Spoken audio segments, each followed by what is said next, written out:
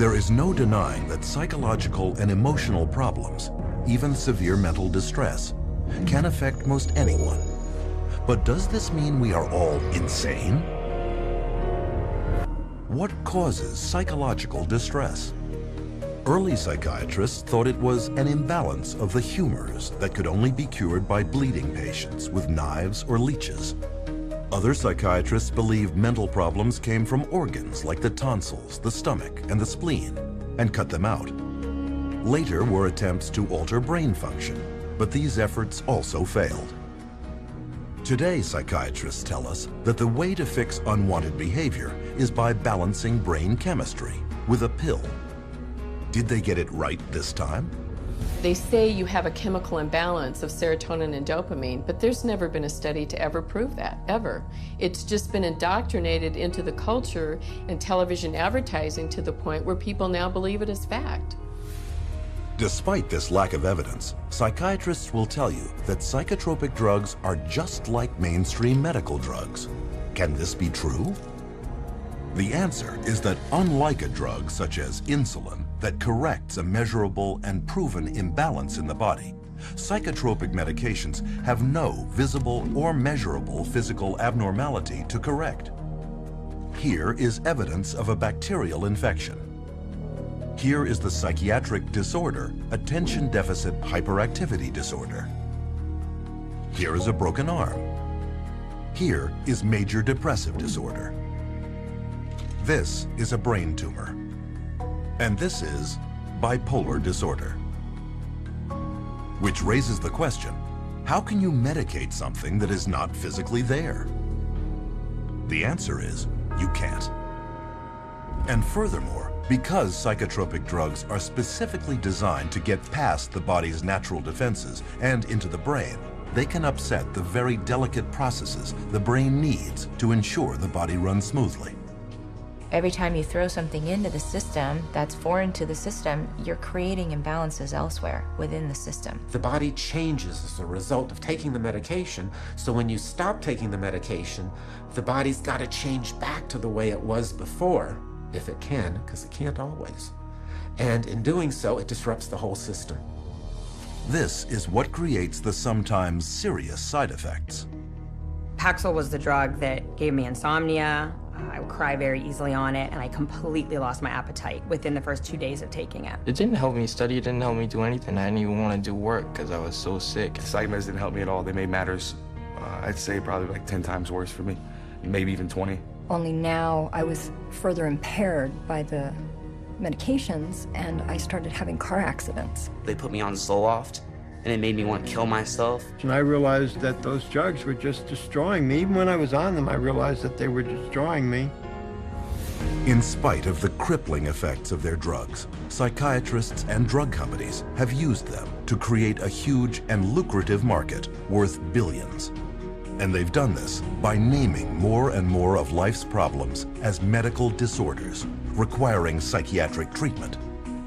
For example, shyness becomes social anxiety disorder. Loss of a loved one, major depressive disorder. Homesickness, separation anxiety. Suspicion, paranoid personality disorder. Having ups and downs, bipolar disorder. Distractibility, ADHD. This is why it is almost impossible for anyone to see a psychiatrist today and not be diagnosed with a mental illness. And a diagnosis of mental illness means psychotropic drugs. When a patient goes into a psychiatrist's office and asks for help, probably 98, 99, maybe even 99.9% of people are going to receive a medication. And these medications have been estimated to cause over 700,000 serious adverse reactions a year and 42,000 deaths. Meanwhile, the psychiatric industry rakes in $1/3 of $1 trillion a year. The issue isn't whether or not people's emotional problems are real. They are. What we really should be asking is, how did psychiatrists convince people that these problems were signs of mental illness? How did they use these illnesses to create a demand by doctors and the public for psychotropic drugs? And how did these drugs, with no known curative powers and a long list of side effects, become the standard treatment for every problem in life?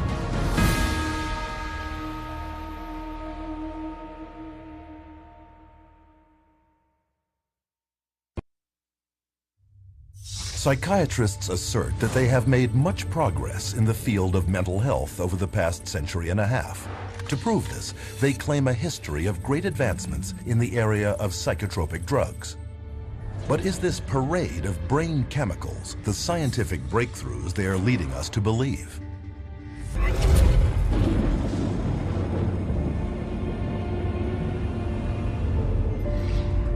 Modern institutional psychiatry has depended on psychotropic drugging since its earliest beginnings in insane asylums during the 19th century. During that period, psychiatrists functioned almost exclusively as attendants, promising to cure the seriously mentally ill. But as they could not, they were not regarded by mainstream medicine as real doctors. Other physicians considered psychiatrists as almost a doctor, okay, because they weren't doing medical stuff. So to increase their status, they needed to become much more scientific. They need to prove that this is a legitimate scientific field. This is a legitimate medical profession. So they start medicalizing everything. To control behavioral outbursts amongst inmates, psychiatrists employed early psychotropic drugs, such as morphine and opium. But contrary to their claims, these drugs cured nothing and proved to be highly addictive. This led to a whole new generation of dependence, a solution far worse than the original problem.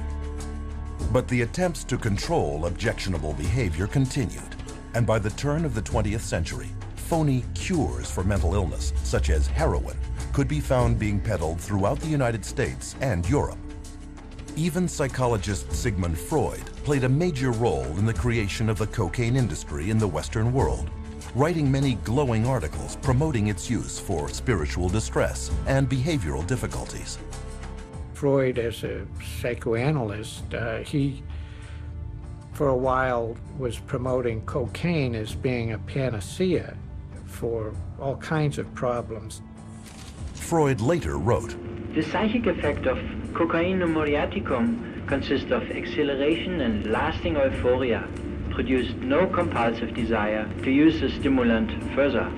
What Freud did not reveal was a significant conflict of interest involving two rival pharmaceutical giants, Merck and Parke-Davis, both paying him to endorse their respective cocaine extracts. Sigmund Freud's early psychotropic drug marketing campaign helped create a major cocaine epidemic throughout Europe at the turn of the century. Clearly, another happy pill would have to be found. It wouldn't take long. Psychiatrists in the first half of the 20th century next turned to amphetamines. As before, the hype subsided into unavoidable proof that the drugs not only were ineffective, but highly toxic and addictive. Each fad followed the same pattern. First, the drug would be hailed as a medical breakthrough for mental problems. Then, increasing reports of serious side effects would trickle in. Finally, after years of denial, when psychiatrists and pharmaceutical companies could no longer deny the dangers of the drug, they would abandon it in favor of their next wonder drug. Though none of their drug therapies had ever proven to cure anything, psychiatrists continued their search for a magic bullet that they supposed would cure all. And in 1954, their dream, they believed, was realized with the introduction of psychiatry's first so-called miracle drug, chlorpromazine, better known as Thorazine. Originally designed and tested as a synthetic dye, then as an anti-parasitic in pigs, Thorazine was accidentally discovered to shut down human motor controls. One of the first papers promoting its psychiatric use stated, "The aim is to produce a state of motor retardation, emotional indifference, and somnolence." Thorazine was considered the chemical lobotomy. Instead of cutting off the frontal lobes of the brain with an ice pick, you didn't have to do that kind of surgery. You could do it with a drug. Thorazine proved so lucrative in immobilizing patients exhibiting unwanted behavior that its maker, SmithKline & French, organized a major promotional campaign around the drug, including paying influential psychiatrists as speakers, organizing media campaigns, and even producing national television shows, a prelude to the mass drug marketing we see all around us today. Thorazine at that time was thought of as a miracle because it was able to reduce the symptoms of psychosis and schizophrenia at that time that they knew about it. It emptied all of the psychiatric housing units. The campaign was wildly successful. SmithKline & French's income soared by over 500% in the following 2 decades, with Thorazine supplying over a third of the drug company's revenues in 1970. Eventually, an estimated 250 million people worldwide had been on Thorazine and drugs in its class, 23% more than the entire population of the United States. The floodgates had been opened. SKF and the psychiatrists on its payroll had proved that through marketing, there could be big money in psychiatric drugs. But it wasn't long before Thorazine was revealed to have problems of its own. Thorazine chronically led to really serious problems such as tardive dyskinesia, which is a movement disorder that's very, very bothersome, and supposedly it's irreversible. The tongue darting, you know, the muscle jerking, you know, the eyes rolling back in the head. Most people were sometimes permanently damaged by it. So they were going to have to live their life with this neurological problem that was actually created by the pharmaceutical industry with their medication. Because Thorazine so hindered mental functioning, its use had to be limited to institutions. But with big money at stake, the race was on to discover a psychiatric drug that could be taken out of the institutions and into the hands of a much wider, vaster, and more lucrative market, the general public.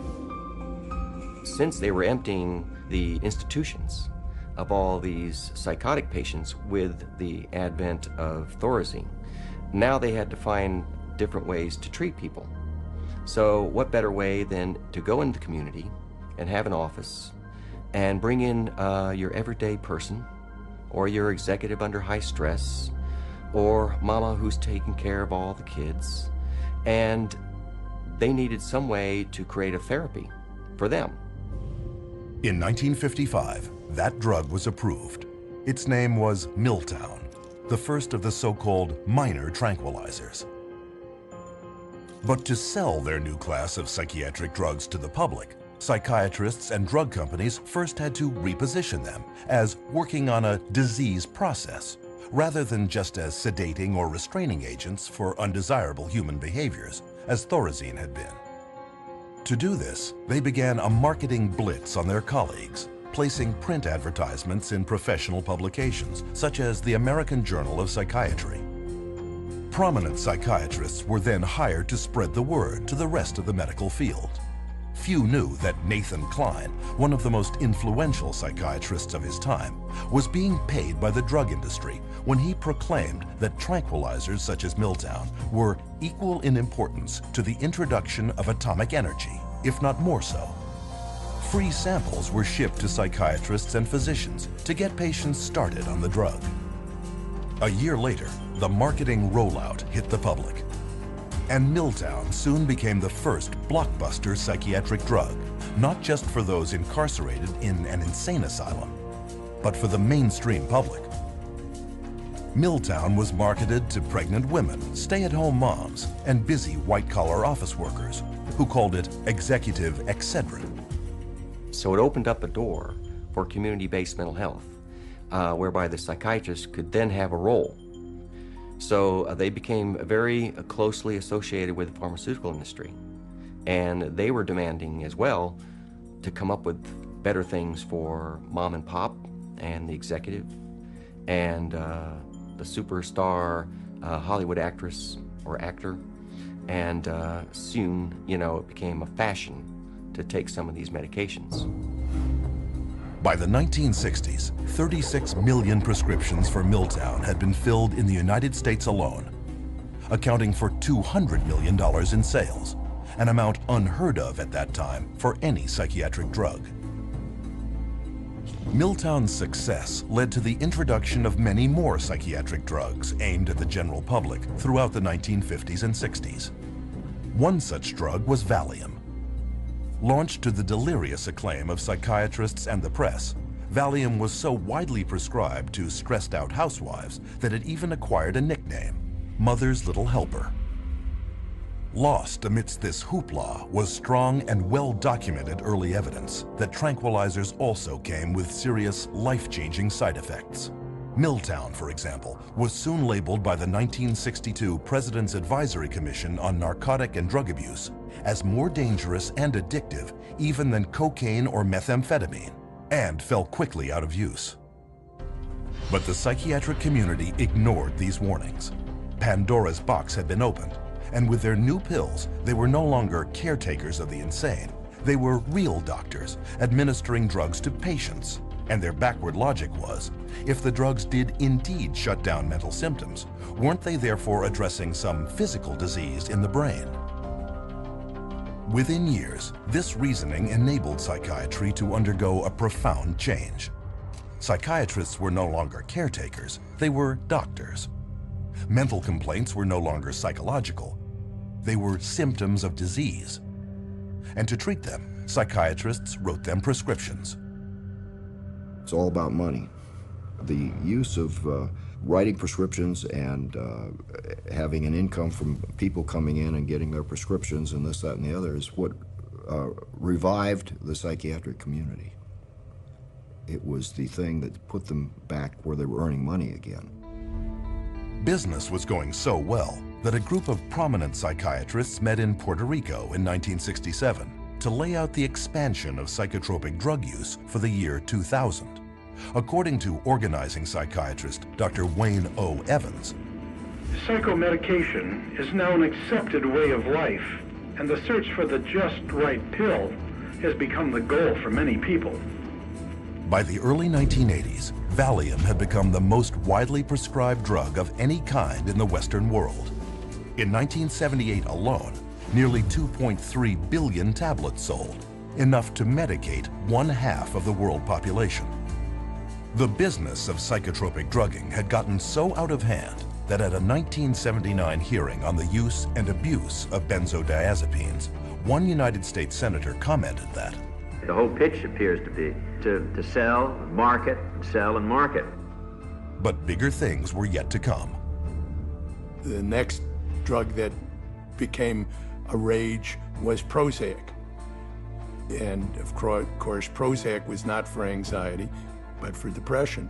And all of a sudden, the diagnosis of depression starts multiply. The number of people who are diagnosed as being depressed starts multiplying substantially. Prozac was released amid great fanfare, with tales of miraculous recoveries, sick minds made well, and ruined lives restored. And all with almost no side effects or addiction, or so its manufacturer claimed. Many new antidepressants quickly followed, also pitching instant psychological relief with little downside. And with this, mainstream psychiatry abandoned psychotherapy for pharmacology forever. In a bold and effective marketing coup, the world was told that these new antidepressant drugs were not just for the depressed, but lifestyle drugs for a choose-your-mood society. But almost immediately, evidence emerged that claims of universal safety and effectiveness were far from the truth. The adverse side effects of this class of drugs includes things like sexual dysfunction, agitation, facial involuntary movements of the face. Some of the psychiatrists in their books describe the tongue darting in and out of the mouth as an adverse side effect of SSRI drugs. Within 10 years, staggering details of side effects such as violence and suicide could no longer be ignored, with an estimated 3.9 million adverse events on Prozac alone. Black box warnings alerting the public to significant risks of violence and suicide were issued, once again against loud protests from drug companies and organized psychiatry. But when the patents of antidepressants expired, Just as predictably, psychiatrists and drug makers finally admitted the truth. But now they claimed here was a new scientific breakthrough that would change everything. A new class of drugs called the atypical antipsychotic, newly approved to treat both schizophrenia and a then obscure mental disorder dubbed bipolar disorder. Suddenly, the diagnosis of bipolar disorder became the rage, with diagnosis rates soaring by thousands of percentage points in a matter of years. What is clear is that the patents run out, and the drug companies are always looking to maximize their profits, so they research new drugs, and they can keep them patented for about 17 years and charge monopoly prices. And then when the patent wears off, often the next one comes along. Soon, however, atypical antipsychotics, like all their predecessors, were revealed as having crippling and even deadly side effects, such as obesity, diabetes, and even heart problems, along with questionable efficacy and almost certain dependency. Pharmaceutical companies are trying to get away from the old style Thorazines and into the new antipsychotics, and we know that they're no better. So today's new and improved antipsychotic is no better than the old Thorazine, which was the miracle drug for psychiatry. Today, the same cycle continues, with breathless news coverage of new chemical treatments promoted as breakthroughs. Even hallucinogens such as LSD and ecstasy are now being tested for future psychiatric prescription. Psychiatry has a wonderful history of coming up with one label after another, all to cover up their own inadequacies and their own inability to get a product, which means to cure somebody or to truly honestly help somebody. So their solution is always, let's come up with another syndrome that person has. It's one alphabet soup label after another. And just when the public starts catching on to that the experts may be telling us a story, we move on to the next realm of drugs. Psychiatry has become basically pharmaceutical management in America. That's what psychiatrists do. If you went to a surgeon, you would expect to get cut. If you go to psychiatrists, you expect to get medicated. That's what psychiatrists do. A century and a half later, two questions remain. Where is the science that backs psychiatry up? And how long will the public continue to be fooled by false hopes, hype, and outright lies?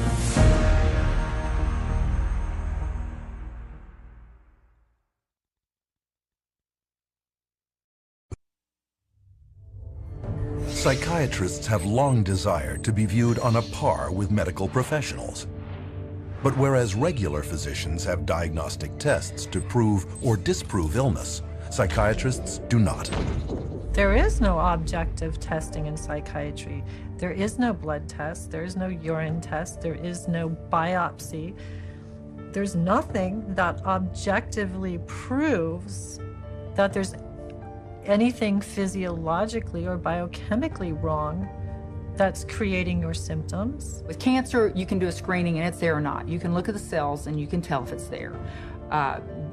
Different diseases, you can look at it and you can see it under a microscope, or you can see it in an MRI, or you can see it in a CAT scan.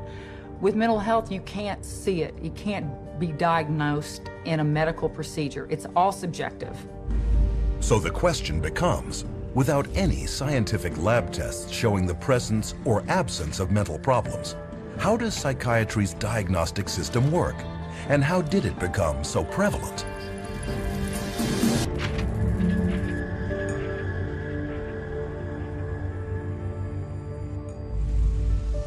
Psychiatry's search for scientific grounding has been going on for well over a century. In the late 19th century, German psychiatrist Emil Kraepelin was the first to attempt to classify mental problems as medical disease states. Though he devoted his life attempting to prove that these problems came exclusively from biological and hereditary sources, he never could, finally concluding it was nearly impossible to scientifically distinguish the normal from the insane. In spite of Kraepelin's findings, psychiatrists persisted, with many efforts at classification throughout the years resulting in the first edition of the Diagnostic and Statistical Manual of Mental Disorders, published by the American Psychiatric Association in 1952. A small spiral-bound 130-page handbook, DSM-1 described 112 so-called mental disorders, based not on standard scientific procedure, but contributions from a write-in ballot mailed to 10% of the APA's member psychiatrists. With the release of its second edition in 1968, the DSM had now grown to 145 disorders. Still not based on any science, though packed with theories on the origins of its illnesses. But with the sudden surge in popularity of psychiatric drugs such as Miltown and Valium among the general public, the psychiatric community realized that a biological explanation to justify prescribing them had to be found. And they found it in a paper written by psychiatrist Dr. Joseph Schildkraut. Though he had no means of discovering what normal brain chemistry should consist of, Schildkraut theorized that mental problems might be caused by a biochemical imbalance of neurotransmitters in the brain. It's a great line, the chemical imbalance. There's no evidence for it. There is no way you can measure or document that such a thing occurs in the first place. There are no lab tests to see what your neurotransmitter levels are or how much you need and how off your balance is. Chemical imbalance sounds good, sounds scientific, but whereas, as we know, there isn't any way to measure what the balance is. There is no identifiable chemical imbalance in the human brain other than the chemical imbalance that comes from putting a medication in that brain. And so we've been sold that there's a chemical imbalance, but there's no science to back that up. Though Schildkraut was never able to prove his chemical imbalance theory, it was too late. The psychiatric community had already adopted the theory as a plausible-sounding medical explanation for the mental disorders listed in the DSM. But without a test confirming a chemical imbalance, psychiatrists were still bedeviled by a severe inconsistency of diagnosis. Not only that, but psychiatrists were often unable to tell the sane from the insane. This point was driven home in 1972 in the famous Rosenhan experiment, where a total of 8 perfectly healthy volunteers each presented themselves at a mental institution, claiming to hear voices in their head that only said the words empty, hollow, or thud. No other psychiatric symptoms were stated. The result, each of the volunteers, including Dr. David Rosenhan himself, was immediately committed into the institution. The moment we were admitted to the hospital, we abandoned our symptom, and we behaved the way we usually behave. The question was, would anyone detect that we were sane? The answer was, no. No one ever did. All but one was diagnosed as schizophrenic. They were only discharged after admitting they were indeed mentally ill and in remission. After learning of the experiment, the psychiatric community was furious. One hospital challenged Rosenhan to send in more volunteers, promising to catch every one of the fake patients. 3 months later, they proudly announced that of 193 patients presenting themselves, they had turned away over 41 who were pretending mental illness and considered another 42 suspect. The problem was, Dr. Rosenhan hadn't sent in a single person. 70 years later, Emil Kreplin's conclusion that psychiatry could not distinguish sanity from insanity had once again been proven correct. In his study, Rosenhan concluded, any diagnostic process that lends itself too readily to massive errors of this sort cannot be a very reliable one. It wasn't just the embarrassment of the Rosenhan experiment that caused psychiatry's leadership to take a new approach to diagnosis. With the rapid expansion in the psychotropic drug business, psychiatry underwent a seismic shift in the way it promoted mental illness. And the third edition of the DSM, spearheaded by psychiatrist Dr. Robert Spitzer, took a decidedly brain-based biological approach. Unlike its predecessors, the proposed DSM-3 assumed that mental problems derived from physical abnormalities of the brain. And instead of describing possible psychological causes for mental distress, DSM-3 would simply provide clinicians with checklists of symptoms. However, these descriptions were broad enough to apply to anyone at any time of life. With no science to back them up, these newly proposed disorders and the checklists that went with them were subject to intense negotiation, compromise, alteration, and heated debate. Psychiatrist David Schaffer, who attended the DSM-3 conference, observed, people would shout out their opinions from all sides of the room, and whoever shouted loudest tended to be heard. My own impression, is coming straight from England, was it was more like a tobacco auction than a sort of conference. Many committees are established to determine what should and shouldn't go into the DSM, the current revision.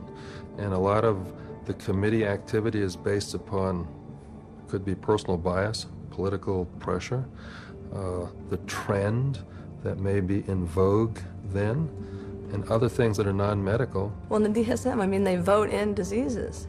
I mean, they get together, the panel of psychiatrists look and decide, is this a disease or is this not a disease? How many of you agree this should be a disease? They have a show of hands. They set 20 people in the room, 12 vote for it, 8 vote against it. Bingo. They have a disease. Tell me that that's science. One psychologist reported that during discussions of the proposed criteria for masochistic personality disorder, Spitzer's wife protested about one symptom of the disorder, to which Spitzer responded, "Okay, take it out."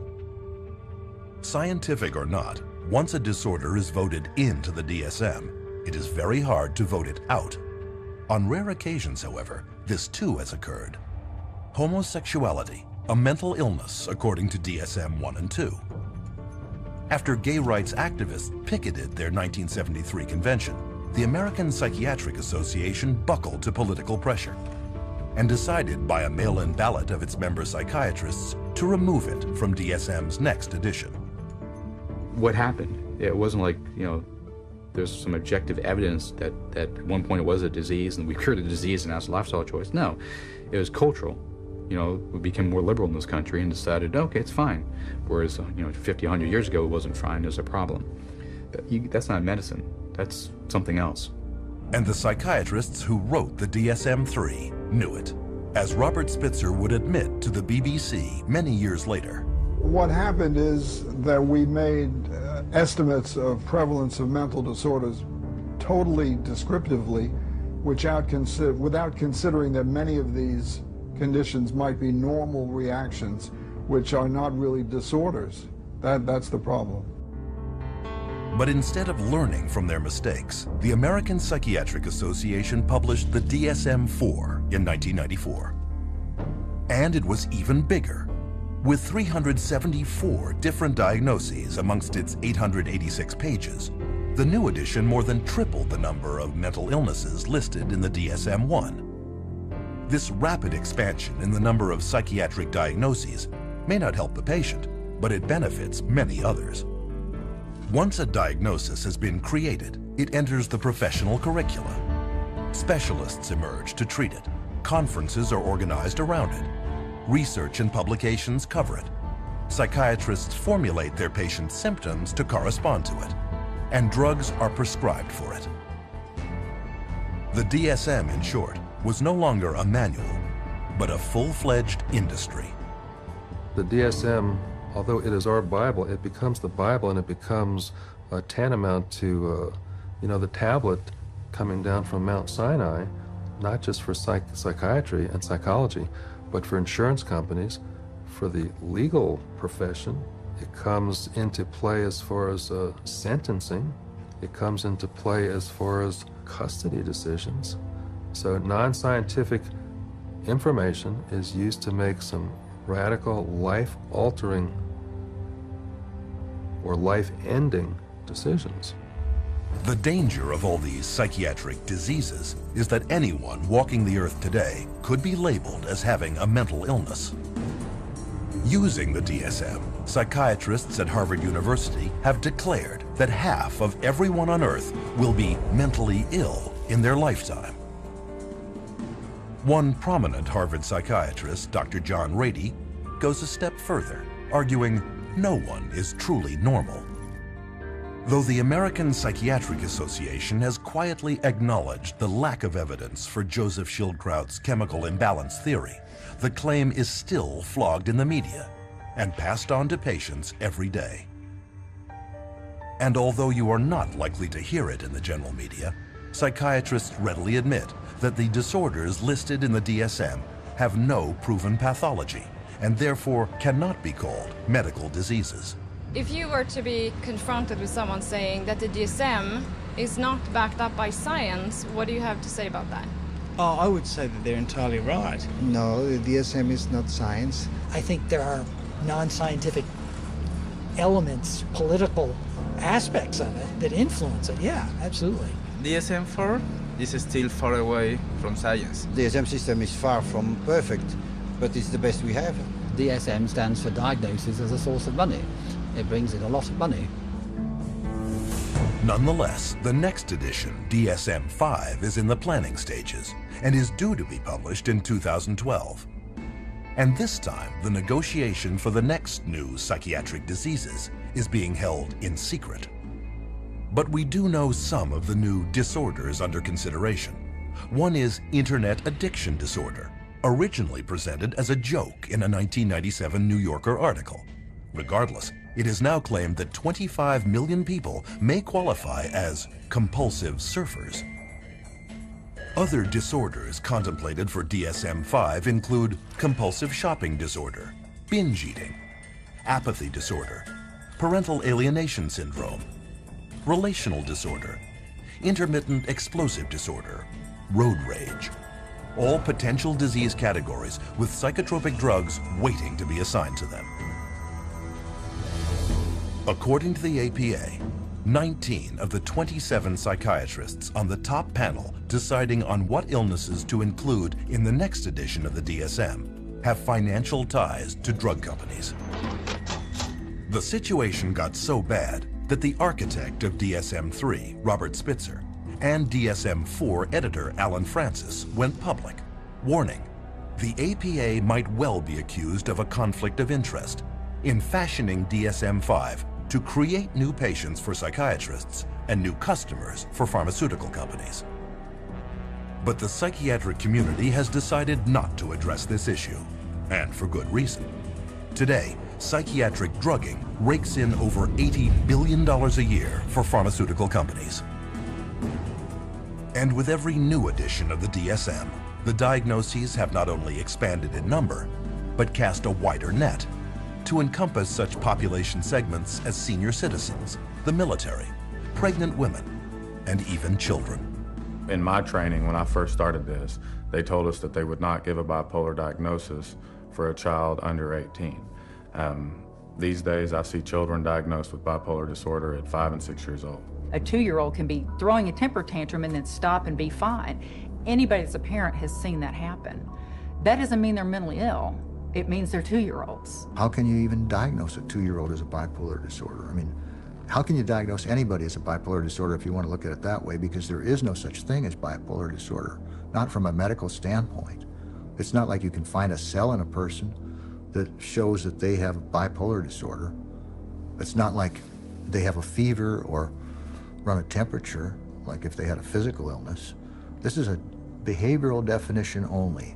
In other words, a human being sat there and made a subjective decision that this person has this so-called condition. Today, nearly 1 million children are diagnosed as bipolar, making it more common than autism and diabetes combined. In 2007, 500,000 children and teenagers took at least one prescription for an antipsychotic, including 20,000 under the age of 6. Antipsychotic drugs, powerful chemicals designed originally for only the most seriously mentally troubled, are now a $22.8 billion industry. If you spent days reading the newest DSM, you would be able to diagnose every human being that you ever saw. And with the diagnosis comes a treatment. The DSM most definitely helps in the prescribing of drugs. It legitimizes the process of pulling out the prescription pad. because here is this disease entity. The disease entity is addressed with this medication. And the DSM is in the service of making things reductionist into very simple, simplistic ways of looking at things. That makes it easier for the pharmaceutical company to create a medication for. The only thing that we've left out of that equation is the person. And the average person is completely unaware that psychiatric diagnoses are not medical, but merely voted on behaviors. Which leads us to our next question. How do psychiatrists take these invented disorders and get people to believe they have them?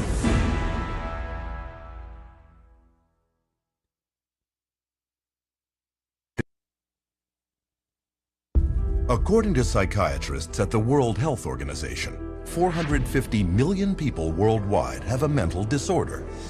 3 times the metropolitan populations of Tokyo, New York, Los Angeles, London, Paris, Mexico City, Mumbai, Milano, Madrid, Toronto, Washington, Athens, Melbourne, Hong Kong, Singapore, Rome, and Berlin combined.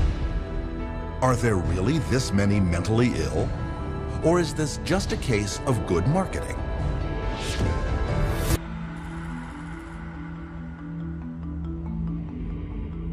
In early 1999, the United States was confronted with news of a frightening new disease epidemic.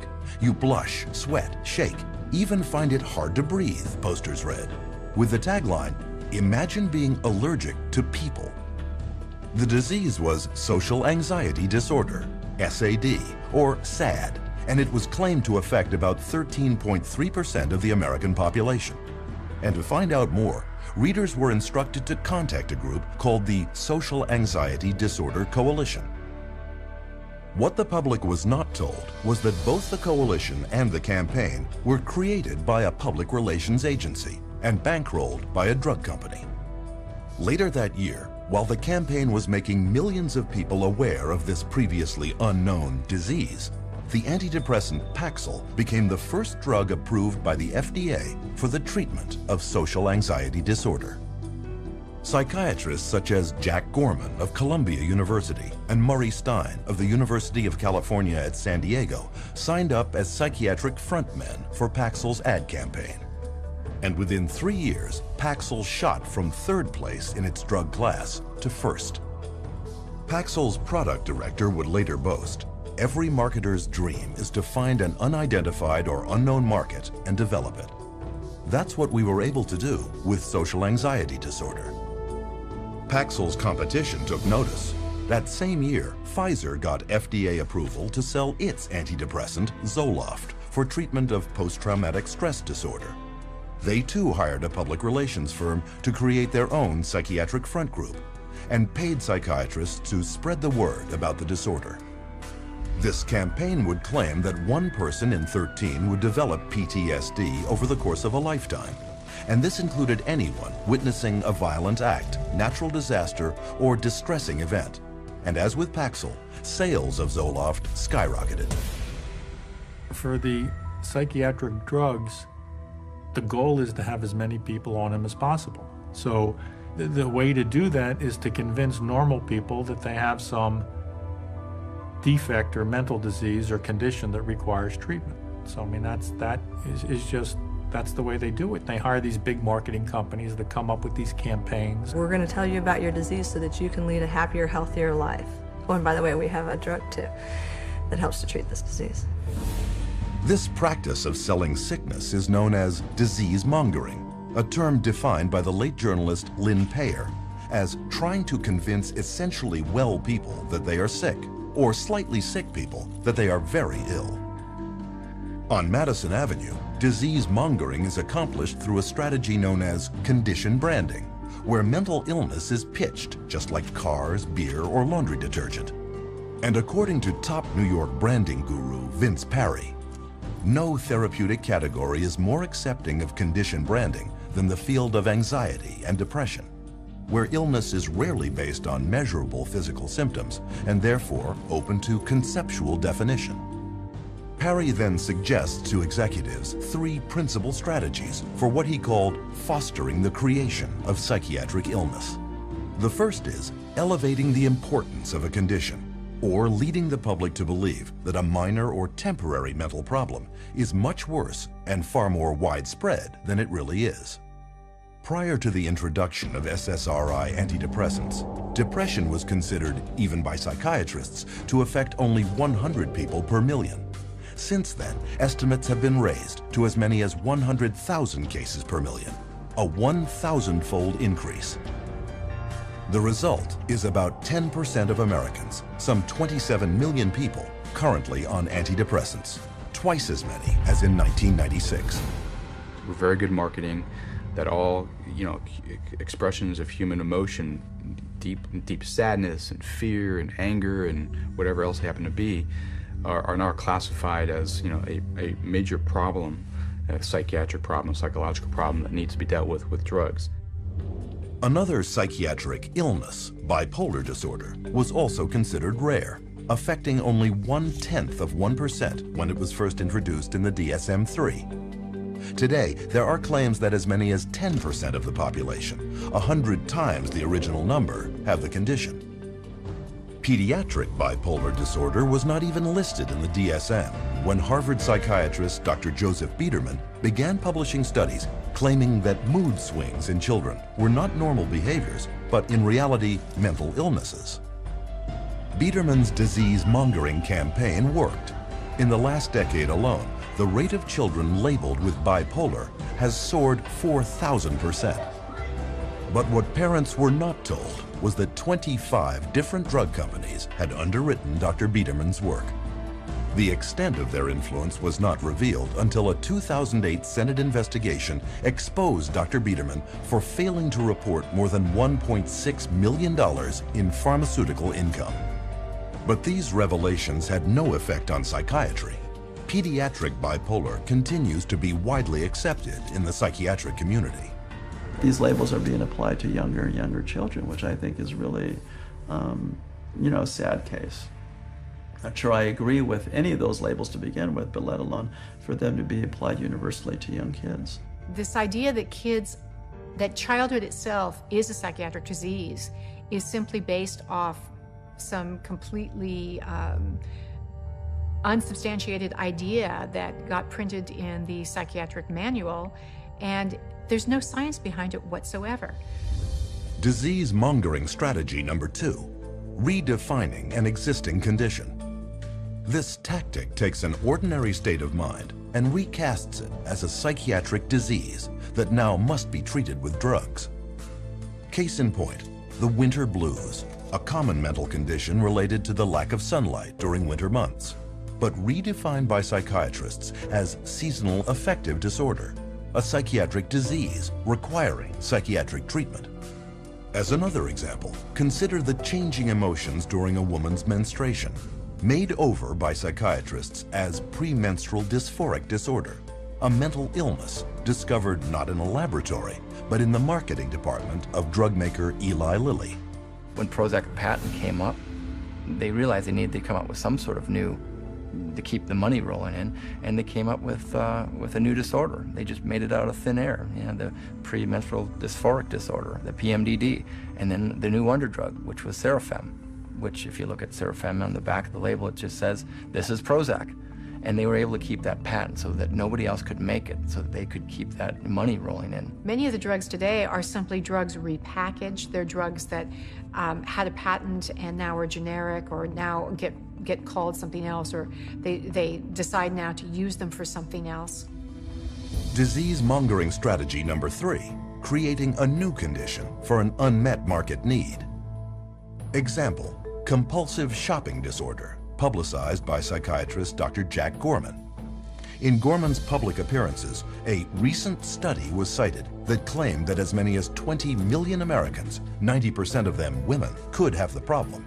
What he did not reveal was that the study was funded by Forest Laboratories, maker of the antidepressant Celexa, and that he was a paid consultant to at least 13 pharmaceutical firms, Forest included. Most consumers have never heard of the concept of marketing of disease for profit, but to those in the advertising and drug industries, it is well known. A 2005 Reuters Business Insight report, written for drug company executives, notes that the ability to create new disease markets is bringing untold billions in soaring drug sales, and that the coming years will bear greater witness to the corporate-sponsored creation of disease. If I can't get along with my husband, take a drug. If I'm feeling a little depressed, take a drug. If I can't study properly, take a drug. We become a fast food, what I call a fast food, fast drug society. One might then ask, is anyone questioning this rampant increase in extremely questionable and scientifically unproven mental diagnoses? In April 2006, the British Medical Journal inadvertently found out when they published a groundbreaking study announcing a newly discovered psychiatric disease, motivational deficiency disorder, or MODED. Characterized by lethargy and an unwillingness to work, MODED was claimed to affect millions. But when media outlets around the world uncritically broadcast the news, the journal told the truth. The study was part of their April Fool's Day edition. But the joke made its point. Disease mongering works. Even people without any mental illness at all can be deemed at risk and recommended drug treatment. One study published in the Journal of the American Medical Association urged all stroke victims to take an antidepressant to prevent depression, whether they were depressed or not. It was later discovered that its authors had an undisclosed financial relationship with the maker of the antidepressant Lexapro. Preventive drugging is the wave of the future.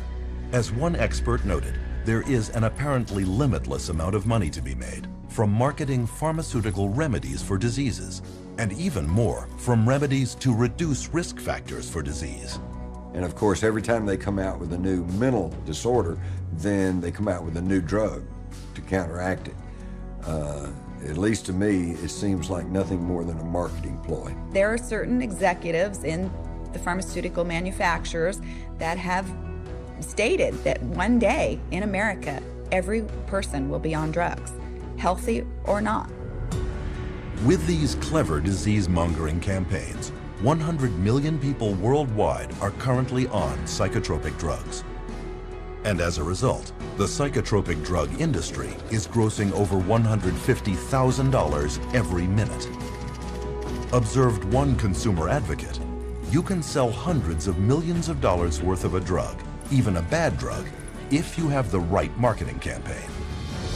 Which leads us to our next question. Now that disease-mongering campaigns are creating the illusion of widespread mental illness, how safe are the drugs psychiatrists are prescribing to treat it?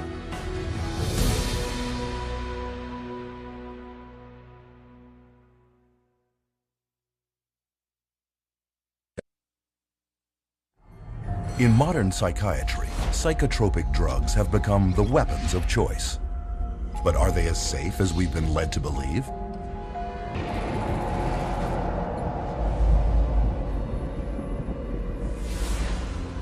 International regulatory bodies, such as the United States Food and Drug Administration, require that all drugs be proven safe and effective before they can be released. To accomplish this, pharmaceutical companies must conduct thorough and exacting clinical trials that prove the safety and efficacy of their drugs prior to marketing. At least, that's what's supposed to happen.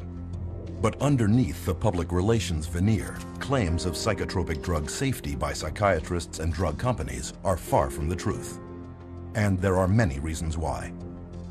To begin with, drug safety testing is predominantly done by drug companies, not by governmental agencies or independent laboratories, creating an obvious conflict of interest. They pay for it, they bring in the researchers, they have every opportunity to skew the research, to manipulate it, to produce exactly what they want it to produce. The first step in submitting an application for a psychotropic drug is to find a disorder in psychiatry's Diagnostic and Statistical Manual and attach it to the drug. Then clinical trials begin, first on animals, then on humans. If the drug makes it to human testing, clinical trials then follow 4 phases. In phase 1, it is tested on a very small number of volunteers, usually healthy young subjects, to determine if the drug is not overly toxic and what side effects it carries. And the studies that are done have young men or women that have very little body fat and are healthy in their 20s. They don't test these drugs on elderly people that have a huge amount of body fat or different proportion of body fat, and they hold the reaction of their drugs is totally different, but they don't ever consider that. In phase 2, psychiatric researchers determine if the drug creates the sought-after effects on the human body and how large a dose can be given before drug toxicity sets in. As in phase 1, test subjects are mostly healthy young volunteers. So just the people that I already know are going to perform well on my drug are going to be entered in this trial. Well, how well do you think your drug's going to come out? Phase 3 testing compares the psychotropic drug against a placebo or sugar pill. Although phase 3 testing is larger and more extensive than phases 1 or 2, it normally involves only about 1,000 patients and lasts a mere 4 to 8 weeks, certainly not enough time to determine any long-term side effects. Today, clinical research is a profit-driven multinational industry where drug companies and psychiatric researchers are involved in every detail, from study design to data analysis to study publication. But in doing their trials, psychiatrists face a problem the rest of the medical field does not. They have no scientific lab tests to objectively measure improvement. On a clinical trial for, say, a drug for cancer or for high cholesterol, it's easy to see if something is working because you can look at the study result. The cholesterol level is dropped, or the cancer is shrunk, or the cancer cells are going away, or there are less of them. You can physically see the answer. With mental health issues, you don't have that luxury.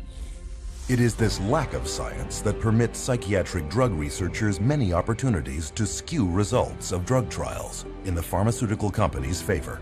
One of the ones I think that is most important is the placebo washout.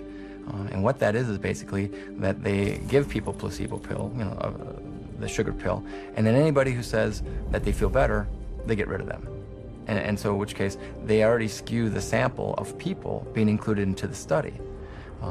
That's going to stack the cards against the placebo, and it's going to show an artificial greater effect for the drug. The data shows that the people that got placebo did better. And you know what the researchers said? Oh, that's the placebo effect. Well, we want to get those people out of the study. Another trick of the trade involves giving subjects the test drugs prior to the trial and then putting them in withdrawal. Then, after starting the trial, they are put back on the test drug and will either come out of withdrawal and score better, or, if on a placebo, will continue to feel worse. Psychiatrist Richard Borison, for example, took schizophrenics off Haldol to generate active psychosis, then put them back on Haldol during the trial. In spite of this, his study is still cited in psychiatric literature. Another way that they can manipulate the data is unweighted distributions. I have 3 studies that I look at. One study has 1,000 people in it, and another one has 10 people in it, and another one has 15 people in it. The 1,000-person study showed that the drug was no benefit at all. But the 2 other studies that only had 10 and 15 people in it showed the drugs were incredibly superior. So what do they say? They say 2 out of 3 studies showed greater benefit to the drug group. Perhaps the most common way of tilting the outcome of a clinical trial is simply not to count the individuals dropping out of the study because of the side effects. In fact, in clinical trials for the antipsychotic Zyprexa, 2/3 of the 2,500 participants had so many side effects they dropped out. Of the remaining 800, 22% reported serious adverse reactions to the drug. And during the Prozac approval trials, of the 11,000 patients tested, only 286, less than 3%, actually completed the short 4 to 6 week trials. In another common practice, adverse side effects are covered up by giving additional drugs that are not part of the study. And some researchers have been known to simply falsify the studies. Case in point, psychiatrist Farouk Abuzahab, former ethics committee chair of the Minnesota Psychiatry Society, whose patient he recruited into one of his clinical trials reported having extreme thoughts of suicide. In his research documents, however, he noted 0 adverse events. 2 days later, she jumped from a Minneapolis bridge to her death. A final way of skewing test data is to hide unwanted drug reactions under less frightening terms. This trick was used in the notorious Paxil Study 329, where such side effects as aggressive events, homicidal thoughts, and homicidal acts were categorized under the word hostility, while under the nebulous term emotional lability were filed suicidal thoughts and actions. In many cases, clinical trials are set up not to look for violence and suicide at all. It is a problem that if these clinical trials don't specifically really ask a lot of questions about the nature of suicidal ideation and how the person feels and hopelessness and akathisia, if they don't ask those questions very specifically, they're not going to really get that data, and it's not going to come up. Designing biased trials to avoid negative findings, interpreting the raw data to favor your drug, and spinning the entire study to accentuate the positive are just some of the many, many ways to bias a trial. It is this perfect storm of intellectual dishonesty that has led one drug expert to conclude that it can be proven that most claimed research findings are false. But it is the drug companies that own the studies, and when they believe they have compiled enough evidence to convince regulators that their drug is safe and effective, they submit their phase 3 clinical trials for approval. The FDA only requires that 2 clinical trials be submitted, so drug companies can conduct as many studies as it takes to find the 2 that have the best chance at FDA approval. You only need 2 positive trials against placebo, and it doesn't matter if you did 1,000, as long as you get 2. And it's amazing, sometimes they actually don't. They might pull data from another couple of clinical trials in order to get that approved. They don't need to report all their data. They don't need to report all the trials that they do. They only need to report the ones that they want. They can handpick whichever one they want and then submit just those couple to the FDA. As FDA Director of the Division of Neuropharmacological Drug Products, psychiatrist Paul Lieber complained, the sponsor could just do studies until the cows come home, until he gets 2 of them that are statistically significant by chance alone, walks them out, and says he had met the criteria. The New England Journal published a study about a year ago showing that many clinical trials that had been conducted and registered with the Food and Drug Administration were never published because they came out showing no significant advantage over placebo.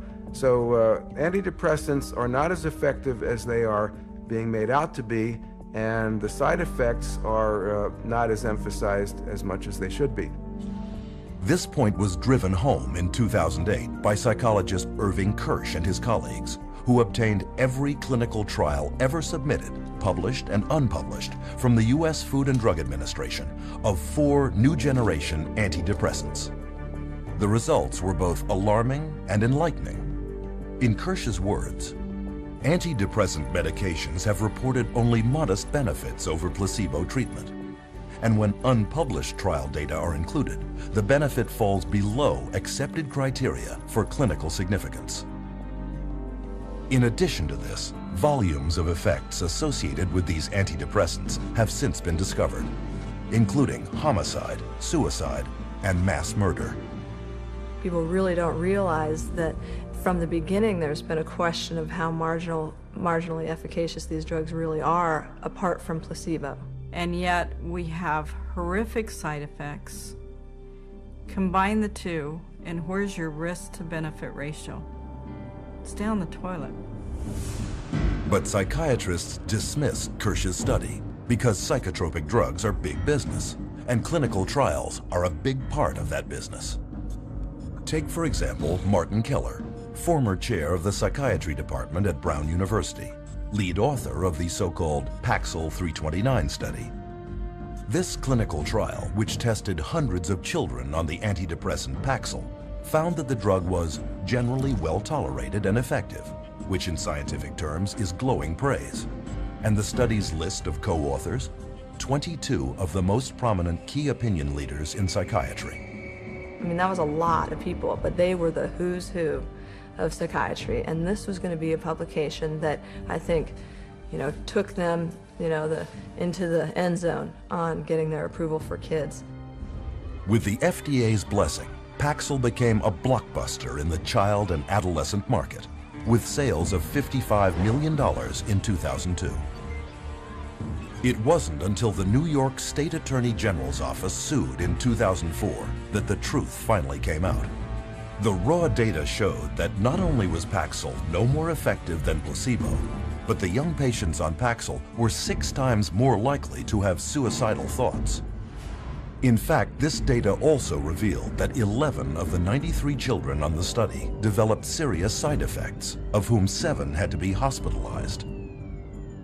But according to Keller's own administrator, many of those children were either dropped from the study or coded as non-compliant to avoid having to be counted. While admitting no guilt, the drug company settled out of court for $2.5 million, less money than Paxil was grossing every 7 hours. Hundreds of civil suits followed, but when Dr. Keller, as lead author of the Paxil 329 study, was deposed by attorneys, he would not admit to much. I can't remember exactly what I said. I don't remember anything specific about any of these meetings. If my name wasn't on the top, I wouldn't remember ever having seen it. If I saw them, I don't remember. The answer is, I don't remember. I don't recall if I was. I don't recall asking him, which isn't to say that I didn't. I want to pick up on the question Mr. Coffin asked you about the 5-fold increase of the Paxil kids experiencing suicidality over the placebo kids. Do you recall those questions? I do. And you said that you weren't particularly aware of that, except for with regard to a manuscript that was sent to you in confidence by GSK. Correct. That actually is not correct, though. I mean, this was an issue that had been presented to you by a number of different reporters that you personally responded to. Is that correct? I don't remember. How could Dr. Keller have known so little about the drug study of which he was lead author, and which he himself used to promote Paxil for children in prominent medical journals and conferences? The ultimate publication of Study 329 was ghostwritten by an agency hired by GlaxoSmithKline, and eventually they, after the manuscript was written, they put Martin Keller's name on it as an author. There again, and maybe you can tell me where I can find it in the paper. No, I'm asking you if you were aware. I don't remember the specifics.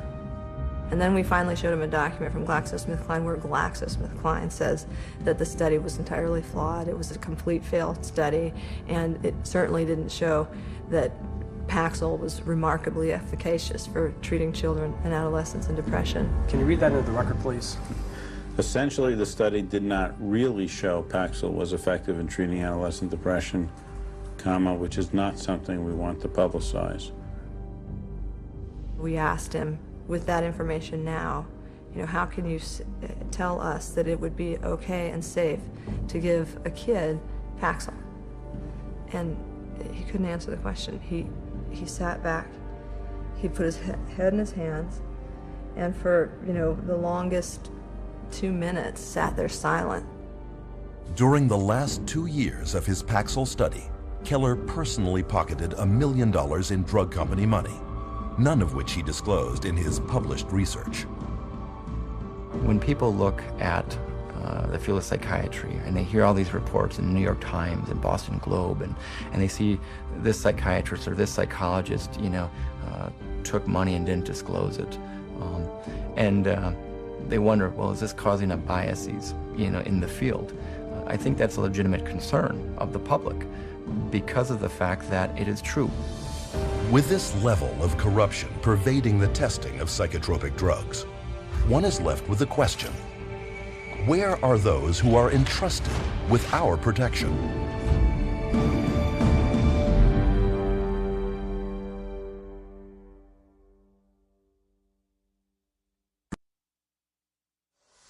Government regulators are supposed to watch out for patients' welfare.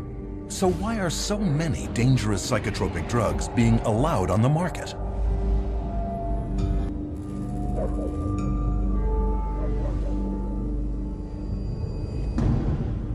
At one point, the U.S. Food and Drug Administration was considered the gold standard in drug safety. But this is no longer the case with psychotropic drugs, where psychiatrists and drug companies have virtually taken over the approval process. FDA drug advisory panels that recommend the approval of psychotropic drugs have long been filled with psychiatrists with financial ties to drug companies. One study showed that 92% of FDA advisory meetings in the last decade included at least one member with conflicts of interest. In response to the accusation of conflict of interest, the FDA says that they have tried to find mental health experts without drug industry connections, but can't locate any. To solve this, they issue waivers, where a psychiatrist is allowed to sit on a psychotropic drug advisory panel, despite having a financial conflict of interest of up to $50,000 a year with drug companies.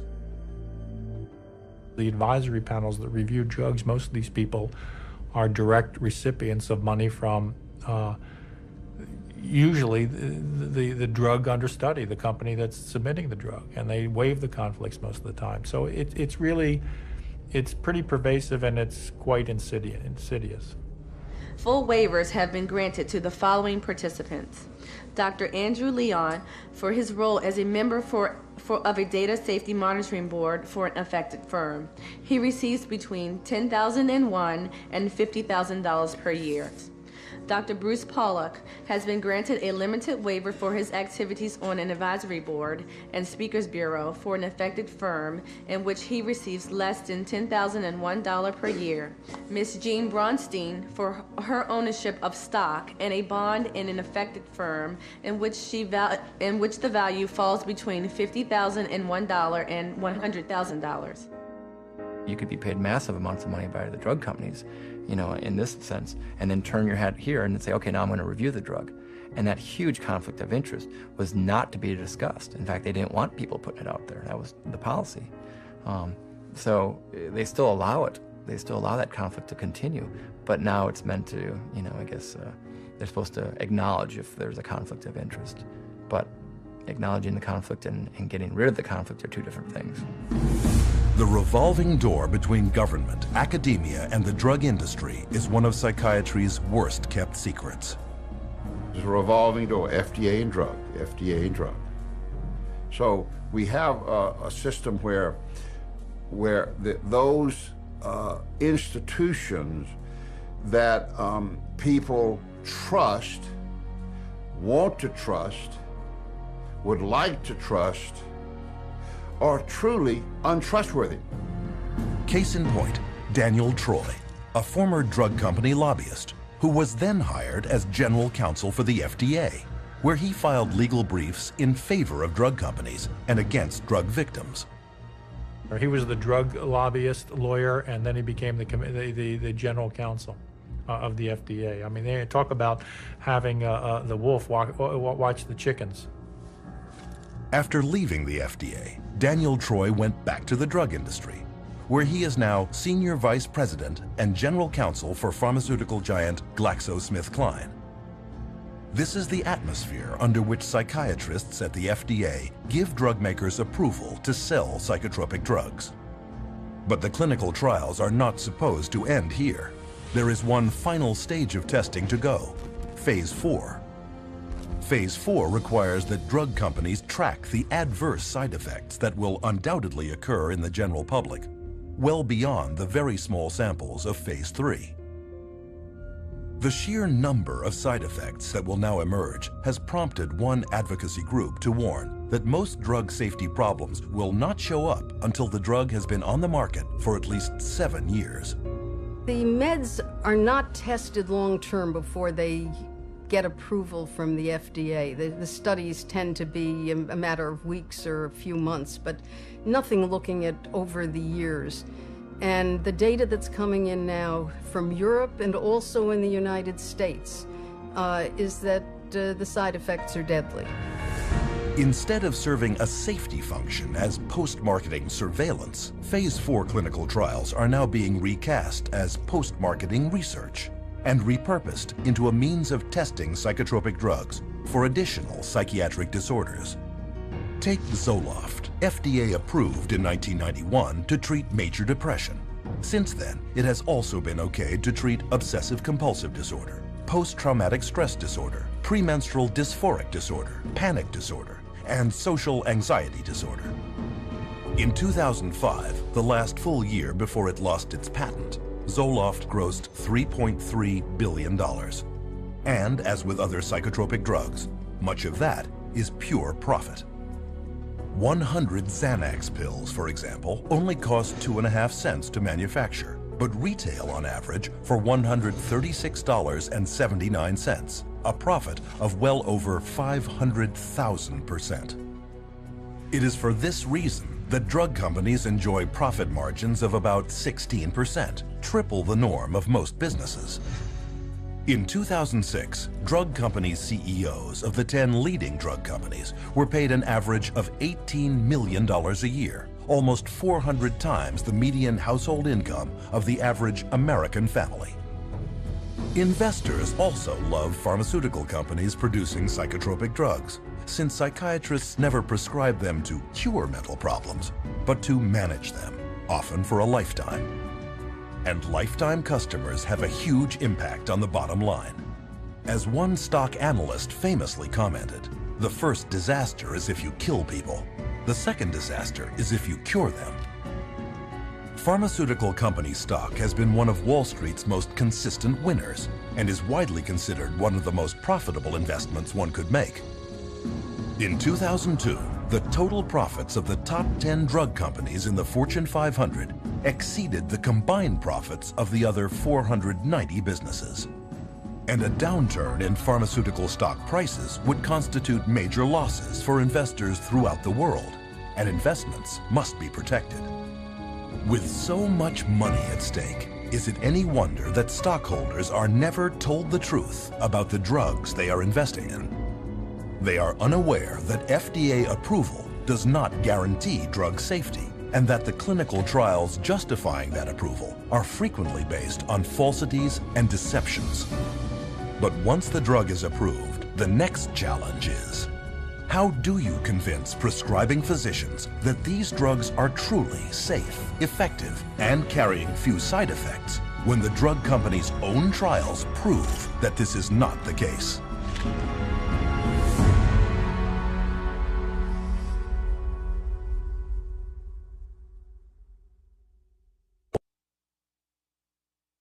As powerful psychoactive substances, psychotropic drugs are available only through the prescription of a medical doctor. So how did psychiatrists and drug companies succeed in convincing millions of doctors to prescribe them to hundreds of millions of people?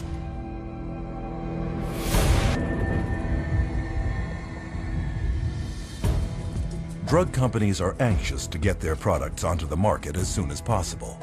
This is, after all, a business, and every day can be worth millions. To assure the public and mainstream physicians that their little-tested psychotropics are safe, drug companies spare no expense in getting psychiatrists to stand behind them, and psychiatrists are happy to take the money. It's really quite an interesting marriage that the drug companies have with the medical profession, and psychiatry primarily is a strong arm of that. This relationship is born in medical school. You go to medical school and you learn that drugs are the answer. And then you go into residency and you're told about this whole armamentarium of psychotropic drugs. And if somebody's bipolar, you use this whole group of drugs. If someone's depressed, you use these drugs, and so on. And that is the Bible. And when you're a believer, as psychiatrists are, in the Bible of psychiatry, or in that box called psychiatry, you're not likely to stray unless you begin to think for yourself. And once out of medical school, many of these true believing psychiatrists are recruited by drug companies and groomed to be spokesmen. They know then who are the psychiatrists who are most easily influenced, and they can then invest in those doctors, take those doctors to whatever fancy resort to be educated about the latest, newest med, and those people then become the experts. They go and give the talks at the medical dinners, at the fancy restaurants, or at the drug-sponsored symposia at the American Psychiatric Association. They become the teachers in the residency training programs. Once these so-called key opinion leaders have canvassed the psychiatrists in their area, they then bridge over to mainstream physicians to convince them to prescribe psychotropic drugs. So you have the psychiatrists coming in now and teaching at an OBGYN convention where they'll give papers there, or they'll do, designed to address GPs and teach the GPs how to look for and diagnose these diseases and these illnesses. And again, the psychiatrist they're the ones who are going to know. Like in the medical profession, most of the doctors will say, well, these guys are the specialists in the field. I'm going to listen to how they want me to do this so that I can do it in my own practice, and they'll follow that lead and that influence, all funded by the drug companies. Indoctrinating physicians begins at medical conferences like these, where government-mandated continuing medical education, or CME, courses are taught. I'm required once a year to have so many units of postgraduate training, and so I have to go to get my hours by approved training centers that the state recognizes, and those approved training centers are run by the drug companies. But far from being educational, these conferences are frequently produced by professional medical education firms hired by drug companies. And their psychotropic drug seminars are commonly conducted by drug company paid psychiatrists who can be paid up to $2,500 for a single lecture. Most of the continual medical education conferences and courses are sponsored by pharmaceutical companies, and so I can guarantee you they're not going to have doctors talking about the risks of using their medications. The purpose of these conferences is clear. As one of the medical education company's marketing materials reads, "Whatever combination of audiences you need to motivate in order to exert maximum leverage on the marketplace, we can help you identify them, reach them, and influence their behavior." As a marketing strategy, CME works. In one study, prescription rates of doctors following medical education conferences went up 87% for one drug and 272% for another.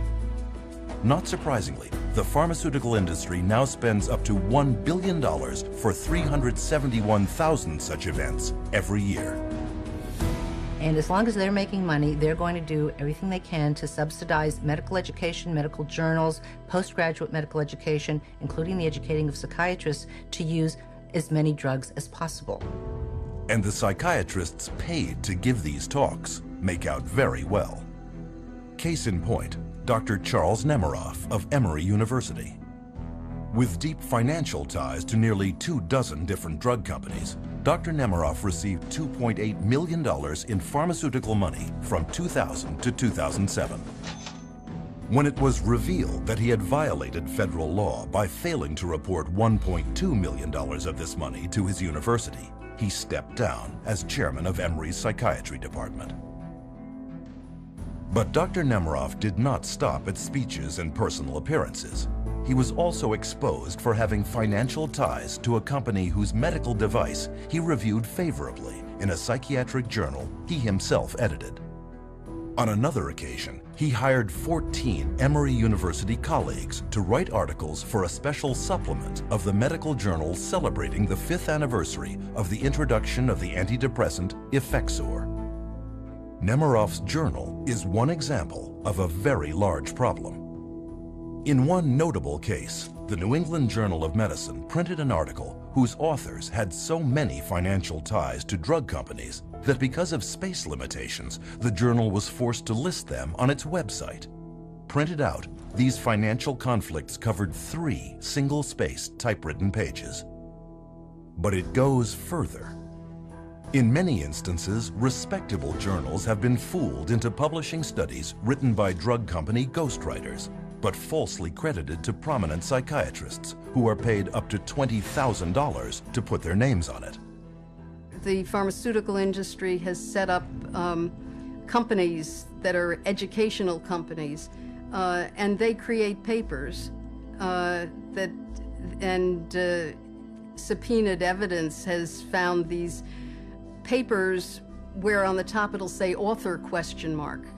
i.e. they haven't yet decided who to invite to be the author of this scientific paper.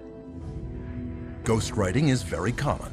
As many as 50% of published psychiatric research papers are written by ghostwriters. Sometimes the psychiatrist paid to put his name on the article hardly even looked at it.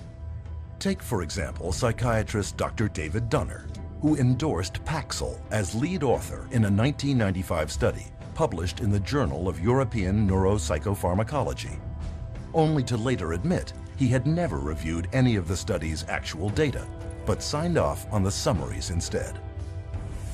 Even the FDA's top official for the review of psychotropic drug clinical trials, psychiatrist Dr. Thomas Loughran, has repeatedly signed his name to articles ghostwritten by drug companies that promote the use of antidepressants and antipsychotics.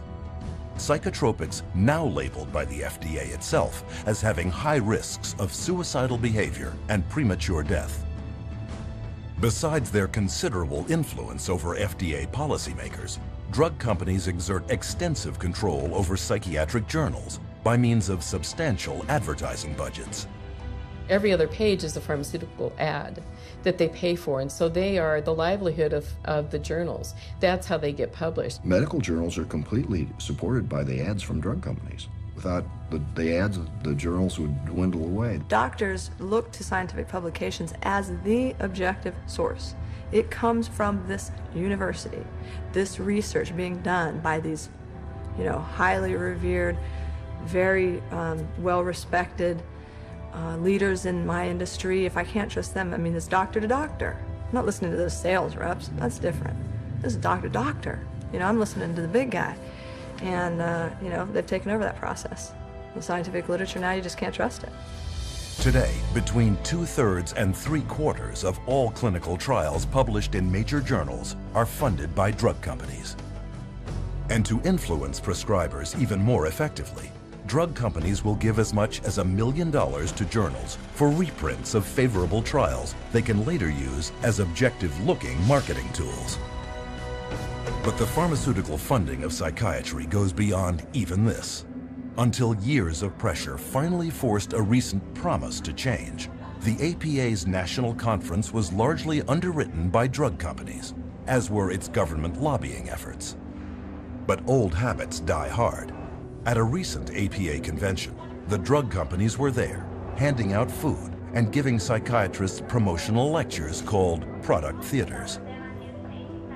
And they get the vast majority of their funding for their associations, for their meetings, for everything from the pharmaceutical industry. So promoting pharmaceuticals is basically the only options that they have. With psychiatrists already enthusiastically spreading the pharmaceutical gospel to the rest of the medical field, drug companies also attack prescribing physicians on another flank, using armies of drug company sales representatives. We always did a full frontal assault. So we always came in, our product's the best. Our product's the best, our product's the best. Are you gonna write it? Are you gonna write it? You're gonna write scripts? This was kind of our mentality. My job and my pay was based solely on my ability to push drugs through my territory. So if I wasn't moving enough prescriptions, if I wasn't moving enough pills through my territory, I was at risk of being fired, and on a lesser level, I wasn't making the bonus money. The bottom line for you was, it was a business, you got paid, and you had to get as many prescriptions as you needed that doctor to write, and you did it however you could. One way to get people onto psychotropic drugs is through free samples. These are not provided by psychotropic drug makers out of a sense of charity. They are intended to get the patient onto a drug regimen he cannot get off of. Samples sitting on a shelf encourages a doctor to give that drug away and then to write an accompanying prescription for that, which will be later filled at the pharmacy. And that's what doctors wanted, to be able to not only have the samples, but give them to their friends, their family, lots to the patients, because they know if they gave the samples, you had a higher incidence of being able to prescribe. The doctors would prescribe your product. You're getting the physician comfortable with the drug, and you're getting the consumer comfortable with the drug. So let's say when the trial's over and the free drug's gone for the trial, what's the doctor going to do? Is he going to write a prescription of another product? Not if the patient's doing fine. You never want to rock the boat. the industry and the companies fully understand that if you can get those drug samples into a doctor's hand, you're going to be able to get prescriptions out of that doctor. They're actually a very effective marketing tool, and there's quite a large percentage of the marketing budget that goes into the distribution of samples. In 2003, pharmaceutical sales reps handed out $16.4 million worth of free samples. And to sell them even more easily, sales reps have another hidden weapon: prescribing information bought from pharmacies by prescription tracking companies. You'd get a list with like Dr. XYZ, Prozac, Zoloft, Paxil, Celexa, and it would tell you how many scripts, give or take, let's say 10, per month or per week, that physician was writing of those products. So we knew everything about our doctors, which ones were the most valuable, which ones to spend the most time on, and what we needed to do, and where their weak spots were.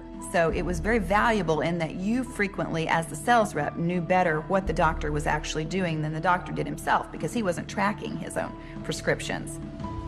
The drug industry now spends $22 billion a year marketing to doctors to increase prescriptions, an astonishing 90% of its marketing budget.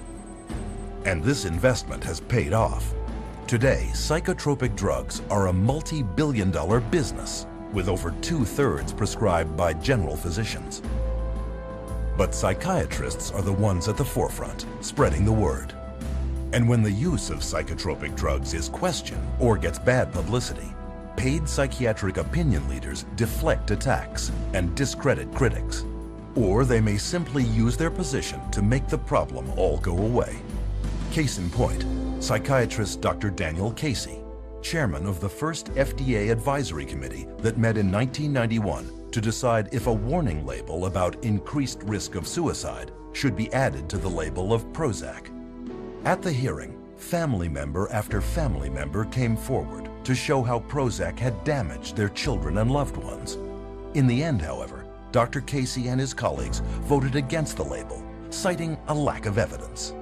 But what many at the hearing did not know is that 5 people sitting on that 9-member panel had significant financial ties to drug companies.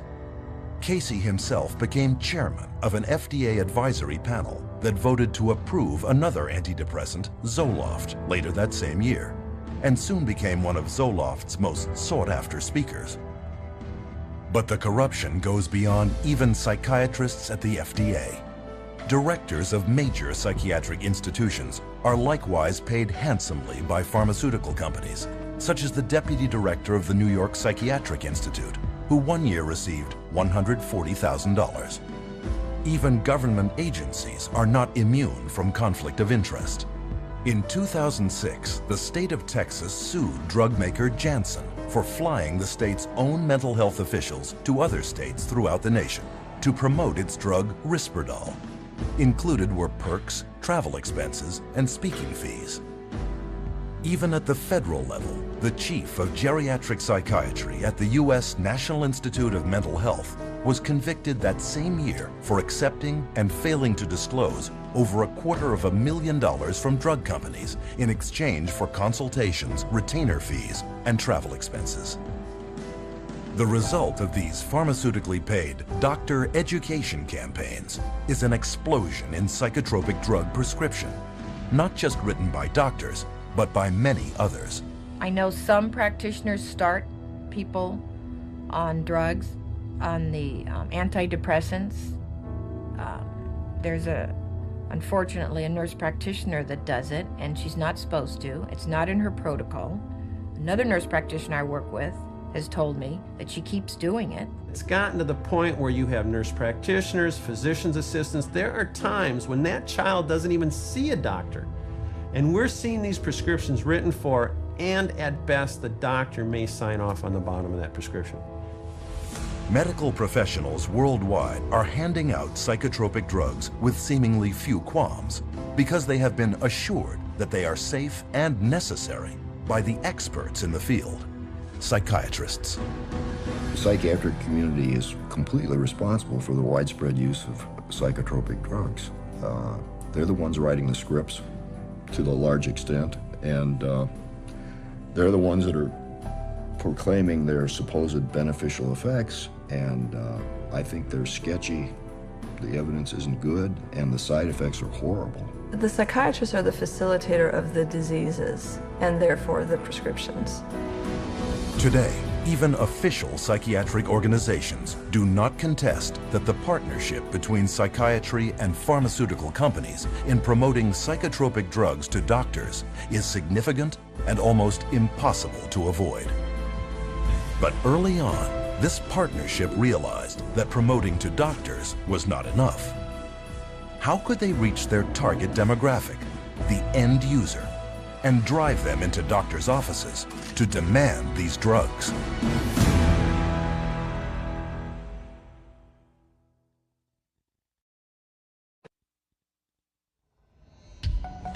In the mid-1970s, Henry Gadsden, head of Merck, one of the world's largest drug corporations, told Fortune magazine that he wanted his company to be more like chewing gum maker Wrigley's and sell to everyone, even healthy people. Has Gadsden's dream come true? Is marketing now driving the machinery of one of the most profitable industries on Earth? Are psychotropic drugs really being marketed like chewing gum?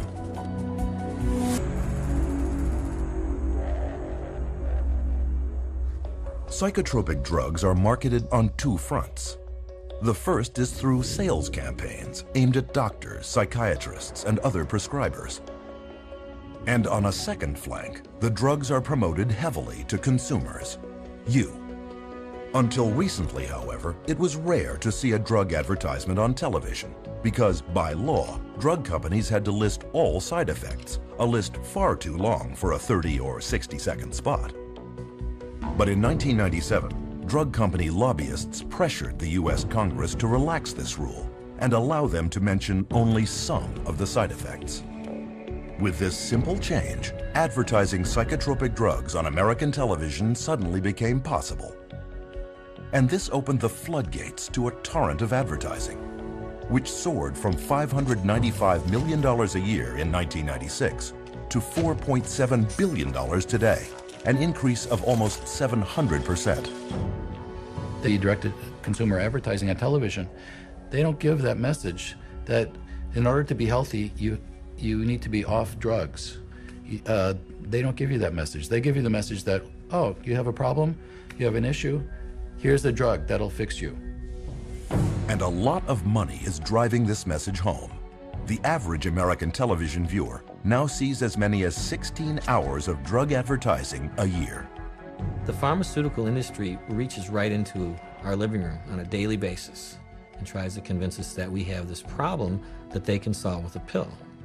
That's dangerous. If you watch any primetime TV, if you watch any primetime news, you're going to get multiple advertisements for whatever the current med is of choice. On television, there are ads now that say, you have got this condition and you're feeling miserable.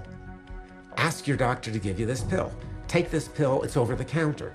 We're being taught, our society really pushes the idea of quick, simple answers. Ask your doctor if Abilify is right for you. Ask your doctor about Cymbalta. Talk to your doctor about Zoloft. Ask your doctor about Prestige. Ask your doctor if it's Talk to your doctor. Talk to your doctor about the risks and benefits of adding Abilify. If you can convince somebody that they've got a medical or biological problem, that the only thing that solves it is a pill, it stands to reason you're going to sell more pills.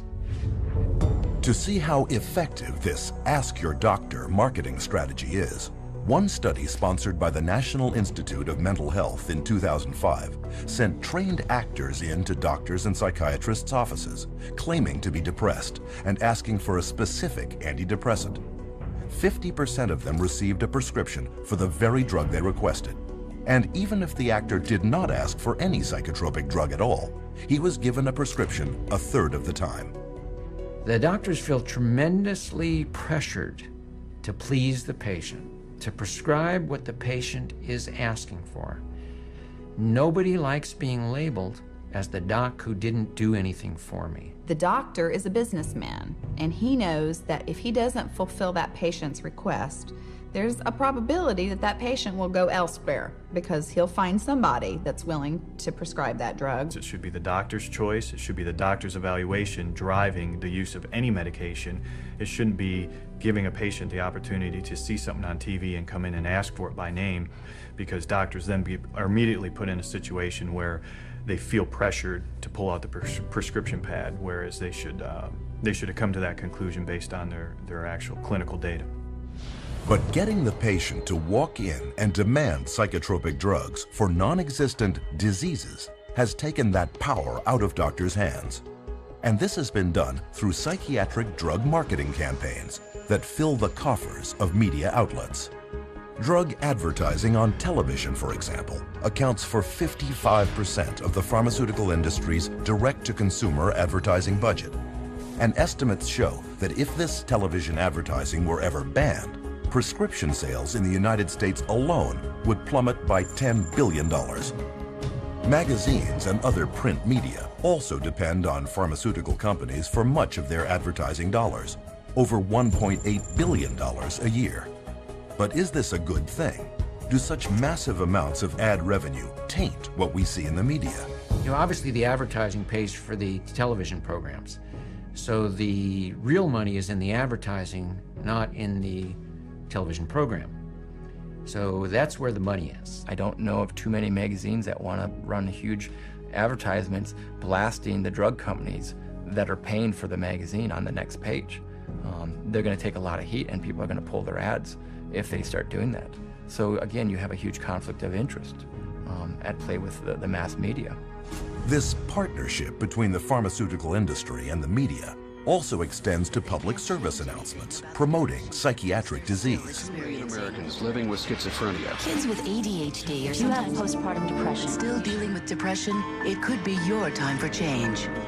Psychiatrists are featured promoting drugs in video news releases, which look just like TV news reports, but are, in reality, drug company-produced marketing spots.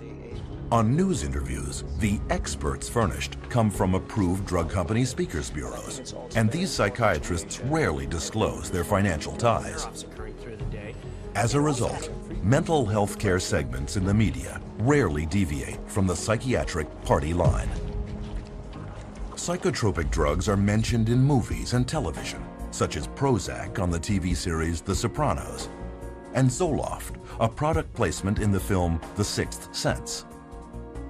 This mountain of marketing is not confined to broadcast media only. Print, too, is inundated with drug propaganda, masquerading as news and information. All you have to do is look at any accepted magazine in America today, whether it be on even a women's journal or a men's journal. There's always some type of pharmaceutical product that's being focused. And they've gone so far as to give away free samples. All you have to do is write in this coupon. And the psychiatric drug message has even infiltrated the taxpayer-supported public radio. For instance, psychiatrist Frederick Goodwin hosted a talk show for years where he championed the use of psychotropic drugs. As we'll be hearing today, Dr. Goodwin assured his listeners, modern treatments, mood stabilizers in particular, have been proven both safe and effective in bipolar children. What he did not say was that he would be paid $2,500 by pharmaceutical company GlaxoSmithKline to give a lecture that very night promoting their mood stabilizer drug, Lamictal. And there was more. The very week that Dr. Goodwin told radio audiences that there is no credible scientific evidence linking antidepressants to violence or to suicide, he raked in $20,000 from Glaxo, which had already admitted that it had suppressed studies revealing that its antidepressant Paxil increased the risk of suicide. Further investigation revealed that Goodwin had failed to report more than $1.3 million in drug company income. Might this level of conflict of interest be preventing the mainstream media from revealing the full truth about psychiatric drugs? As long as we have direct-to-consumer advertising and the marketing dollars the pharmaceutical companies put into it, you will not hear a companion story or any information about a school shooter or a person who went to their work and killed all their family members and friends. You will never hear whether or not they were on a medication. What you will hear is how depressed they were. And you'll have consultant after consultant and psychiatrist after psychiatrist coming up and being interviewed to discuss how mentally screwed up this person was and how they weren't doing their treatment the way they were supposed to, or they didn't seek treatment when they should have. This story has protected psychiatrists and their drugs for decades. To understand why one hears it so often, one need look no further than the bottom line. As parts of large corporate giants, today's media companies are in the business of making money. And to their CEOs, keeping stock prices high is part of their job description. And when pharmaceutical advertising money is your lifeblood, there is little chance you will rock the boat. With traditional sources so compromised, one might wonder if the information they're getting on psychotropic drugs really is the whole story. But what about the internet? Well, psychiatrists and drug companies are already pushing psychotropic drugs in cyberspace too, with very few restrictions. If a patient goes online and looks up a drug and puts in a drug's name, and there'll be a bunch of sites that come up, many of those sites will be funded by the drug companies, but you won't be able to tell from the site. You'd have to, dig up, if at all. You may have no idea that that site was funded at all by the drug company. And especially those ones like Ask a Doctor, those are definitely drug company driven. Through every communication outlet they can influence, psychiatrists and drug companies team up to drum out one single relentless message. You are sick. We've got the answer. And ask your doctor. Women are a special target for these campaigns, both through magazines and daytime talk shows. This appears to be working, with almost 2/3 of all psychotropic drugs taken by women. We don't get the full truth because the media is owned by Big Pharma. You just turn on your radio or open your newspaper and you'll find ads. They're not going to bite the hand that feeds them. They don't tell the truth. It's a vicious cycle because the more these drugs are marketed, the more people want to take them. The more money goes to pharma to market more drugs. But despite their success, psychiatrists and the drug companies they work for are not satisfied only with media campaigns. So their next strategy is, how do you convince even more people to take psychotropic drugs, all the while remaining a hidden influence?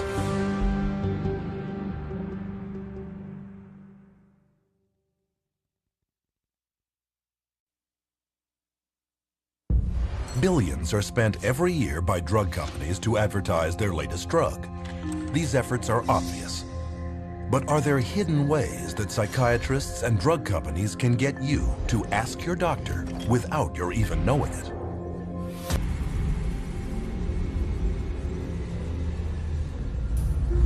It might seem impossible that an appetite for psychotropic drugs could be created without one's even being aware of it. Could this possibly be true? Well, if you know what to look for, you will find drug marketing campaigns practically everywhere. In hospitals, programs promoting psychotropics air over closed-circuit television networks like the Patient Channel. You can find them in children's books such as Brandon and the Bipolar Bear, where a little boy is told that his feelings are caused by chemicals in his brain that can be controlled with good medicine. There are mental health awareness programs touring college campuses to promote mental health checkups. Another hidden promotion lured high school girls to a conference on eating disorders to pitch them Zoloft. Where do these campaigns come from? Many of them come from industry-funded front groups operated by psychiatrists but posing as compassionate patient support groups. A group that's focused on people who get depressed, or these support groups. Those are all also funded by and driven by, in large part, the drug companies. The fact that they're being, highly funded by the drug companies puts into question, the information that they're providing. In fact, a recent global survey estimates that 2/3 of all patient advocacy groups depend on drug companies or device manufacturers for at least some of their income. Through media interviews, public service announcements, and promotional events, psychiatric front groups preach the message that at least 1/4 of everyone on Earth is mentally ill. You could be too, and there is nothing you can do about it short of taking psychotropics for the rest of your life. And of all the programs they use to get people onto these drugs, one of the most successful is the benevolent-sounding mental health screening campaign.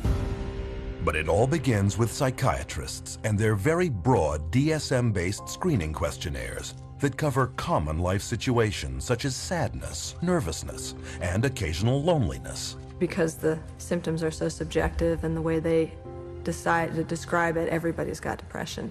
So then they started targeting the kids and doing this at schools, and they implemented it through the school process of coming to the schools and having depression screening days. People would come in and they'd fill out these questionnaires and, oh yeah, you've got it. Brought in quite a few new customers. But with statistics proving that more than 1/4 of those screened at thousands of screening sites later start taking antidepressants, it's hard to see screening as anything other than a spectacular marketing opportunity. One such front group, Screening for Mental Health Incorporated, sponsors national campaigns such as National Depression Screening Day, which uses simple quizzes to screen people for mental illness. But what is not revealed is that Screening for Mental Health has taken in a total of almost $5 million from at least 7 different drug companies, all makers of psychotropic drugs given to children. Of all demographics, these mental health screening companies especially target teenagers. Teen Screen is the biggest such screening program in the world, a U.S. national program targeting high school students under the guise of suicide prevention. Teen Screen was developed by Dr. David Schaffer, a psychiatrist with heavy ties to the drug industry. Teen Screen is a series of questions that take about 10 minutes for kids to answer. It's targeted at high school kids. On the Teen Screen case, it asks, do you sometimes feel like other people have an easier life, or, you know, do sometimes you feel bad about yourself and other times you feel good about yourself? Well, given where you are in that particular day and what's happened, you're going to answer that differently. Once this test comes back that the child answered it based on how his emotions were at that very moment, that information gets passed back to the school, possibly the guidance counselor, adjustment counselor, or the school counselor herself, and that child is then referred on to mental health agency. And studies now show that once in front of a psychiatrist, 9 out of 10 children are prescribed a psychotropic drug. Using alarming language and misleading statistics, Teen Screen attempts to frighten parents, fearful that their child may be suicidal. But a closer look reveals that this is not a suicide prevention program at all, but a drug marketing campaign. And this marketing and its wide diagnostic net creates a huge rate of what are known as false positives. By Schaffer's own admission, 84% of all students taking the Teen Screen test were falsely labeled as depressed or suicidal. Predictably, Teen Screen is viewed with suspicion by many parents. To get around this, Teen Screen personnel have offered school children such enticements as movie coupons or free pizza to motivate them to get their parent's signature on the consent form. To eliminate parental objection altogether, Teen Screen has even instituted a passive consent policy, whereby if the parent does not formally object in writing, the child is assumed to have gotten permission and is then screened. Typically, the permission slip that comes home is a permission slip that if you don't sign it, they will give the children the screening anyway. And for many who do complete the screening questionnaire, the results can be devastating. In Colorado, Teen Screen labeled over half of all school children as at risk for suicide, in spite of a government-documented teen suicide rate of less than 1 in 10,000. Far fewer odds than being struck by lightning. In fact, in the last decade, the American teen suicide rate has not risen, but has actually fallen by 25%. There's no data that supports that, doing something like a Teen Screen is actually going to reduce suicides. they themselves have indicated that the numbers are so small, the suicide rate is so small, that you can't really get an accurate read on whether it works or not. On top of this, there is now evidence that, far from preventing suicide, screening programs actually cause it. The chair of the National Institute of Mental Health Research Consortium concluded participants were more likely to consider suicide a solution to a problem after the program than before the program. And research has shown that once put on psychotropic drugs, children are more likely not just to consider suicide, but to actually follow through. That you may have more people that are so distraught by the way they are when they're under the influence of the drug that they do commit suicide. And I think it's entirely possible that they're not, instead of saving lives, they're going to be losing lives to suicide. With no evidence of effectiveness on one hand and a huge downside on the other, TeenScreen is still being run in 43 states at over 500 sites. But it is not the only screening program aimed at children. The Youth Risk Behavior Surveillance System administers a 35-minute test in at least 45 states. Yet another, Signs of Suicide Incorporated, has screened thousands of children at 3,500 schools across the United States. They too are heavily backed by pharmaceutical money. And so far, for psychiatrists and drug companies, it has been a great investment.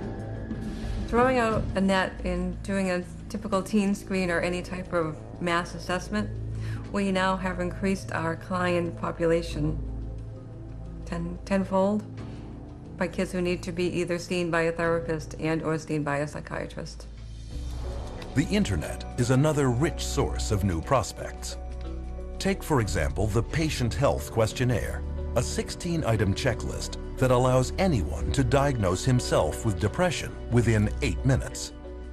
One of the questionnaires developers was psychiatrist Dr. Robert Spitzer, the architect of DSM-3, and its copyright is owned by Pfizer, the world's largest pharmaceutical company, and maker of the antidepressant Zoloft. There is also a 2-question version that can take less than a minute to advise you to ask your doctor. Online screening questionnaires abound, testing such potential psychiatric disease categories as bipolar disorder, ADHD, narcissism, self-esteem problems, eating disorders, and sex addiction.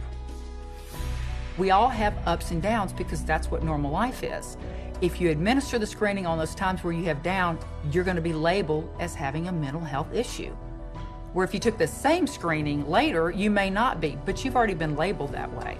And that's the danger of that. And labels last a lifetime. So far, screening campaigns have been limited to those willing to participate. But what if the screenings are no longer voluntary? Will this lead to increased drugging?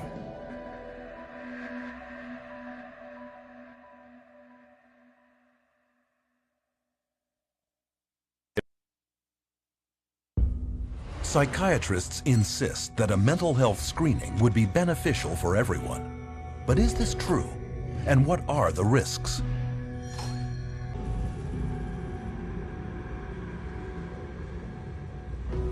In 2003, a presidential advisory group known as the New Freedom Commission on Mental Health issued a comprehensive program that laid out its strategy for screening major segments of American society for signs of mental illness.